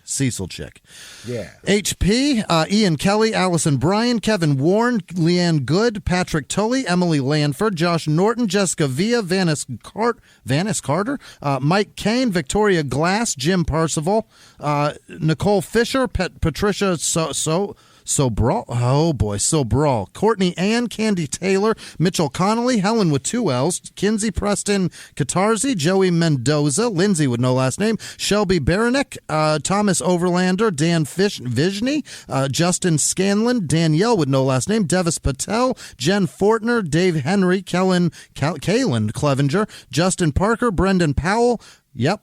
Danny Start, Justin Hoffer, Deborah Nicholas, John Onan, Juliet with no last name, Kelly B, Michael Salter, Emmy loves you. She doesn't love Mike. I don't that's a weird way. Derek McKee. Probably not that one. No, right. It'd be awesome if it was. Yeah, pays for the Pacers, I think. And Levi with no last name. Nathan Good, Naomi Torres, Kathleen Ward, Katerina Succardy? Don't suck it. No. James Farrell, Karen with no last name, Alex O'Connor, Shauna Fisher, April Heath, Hannah Kielty, Stacy Pitter, Bill Perry, Lexi Jones, Emily with no last name, Jason Schoen, Jeffrey Quisling, Gismaine, no. Gismaine? Okay. Yeah. Turner, shit. That's a tough. Jasmine there Turner. There you go. Jesus, Jimmy. Besmirched this poor person. Kelly Heidemann, Anna Holcomb, Claire Harrison, Nicole Pruitt, Peyton Nelson, Sarah Della Montagna Mahler, Jesus, Marcus Galan, Faith Corley, Alexis Williams, Amanda Pizzell Leibel, Christopher Jacobs, Sammy Grouse, Ann Harvey, Kyla McFarty Pants, fuck, awesome. Lauren Dene, Ann E with no last name, Cole Bandit, Anthony Peregrine, Carrie Guthrie, Betty Humpter. All right. That's Catherine Pera, Zach Weir, I already said that one once. Rosa Flores, Jessica Rodriguez, Hannah Quinn, Anna with no last name, Ryan and Jessica Holton, Eric Demel, Cody Karras, Ian Grigsby, David Gwynn, Nick with no last name, Matt Jarvis, Carly Cortina, Rogan Weefer. Oh boy. James with no last name, D.S. Maggie Michelle Campana, Alyssa Schneppel, Emmy Catchy, Sophie with no last name, Mitch with no last name, Angela with no last name, Nathaniel Mendenhall, Don Quarter.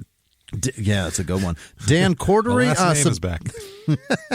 Sebastian Jimenez, Rick Jennings, Desmond Williams, Mike with no last name, Sarah Bridges, Heather Wagner, Karen McKenna, Teal Sexton, Austin with no last name, Dustin with no last name, Ebony Kennedy, Aaron Chi Qualls. I think that's a reference to Key and Peele. I think so. I think that possibly. Yeah. I think so. Clayton Krems, Hunter Bresnick, Jordan Dalton, Peter with no last name, Stacy McLeod, Aaron Collins, Olivia with no last name, Penny Lindsay, Sarah Kukura, Jason Summers, Daniel Wheeler, Stephen Cuney Regioni, nope, that's not right, Bethany Ray, Bryce Wyndham, Mitch Hilligus, Aaron P., Kyle Alexander Fanning, Cameron Lansford, Ice Wallow Cum, I don't know what that is, Josh... Ice Swallow Cum? I think you know what it is. That's what it is. I don't know what that is. I don't know what that is. Josh Pulaski, Alyssa Fernandez, Trent Brownstone, Veronica Coratini, Scott with no last name, Gail Teetard, what is this? Norma with no last name, Charles King, Matt Melvin, Matt Bassett, John Connor, wow. Camille Miranda, Andy with no last name, Sean Brown, and Peter Hamlet, and obviously all of our patrons. You guys are amazing. Most importantly, Ice Wallow Cum.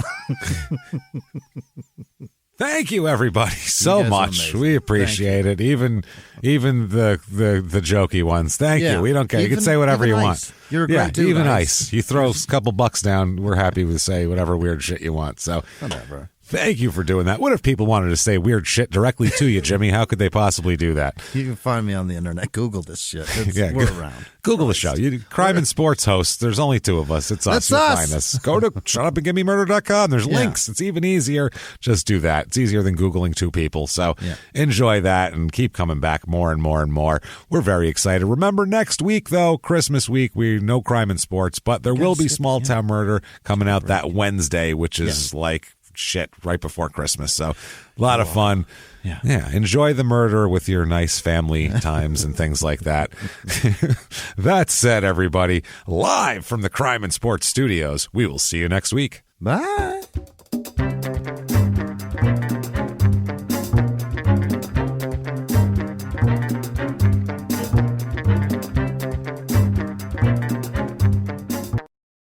If If you like crime and sports, you can listen early and ad-free now by joining Wondery Plus in the Wondery app or on Apple Podcasts. Prime members can listen early and ad-free on Amazon Music. Before you go, tell us about yourself by filling out a short survey at Wondery.com/survey. He was hip-hop's biggest mogul, the man who redefined fame, fortune, and the music industry. The first male rapper to be honored on the Hollywood Walk of Fame, Sean Diddy Combs. Diddy built an empire and lived a life most people only dream about. Everybody know ain't no party like a Diddy party, so. Yeah, that's what's up. But just as quickly as his empire rose, it came crashing down. Today I'm announcing the unsealing of a 3-count indictment, charging Sean Combs with racketeering conspiracy, sex trafficking, interstate transportation for prostitution. I was up. I hit rock bottom, but I made no excuses. I'm disgusted. I'm so sorry. Until you're wearing an orange jumpsuit, it's not real. Now it's real. From his meteoric rise to his shocking fall from grace, from law and crime, this is the rise and fall of Diddy. Listen to the rise and fall of Diddy exclusively with Wondery Plus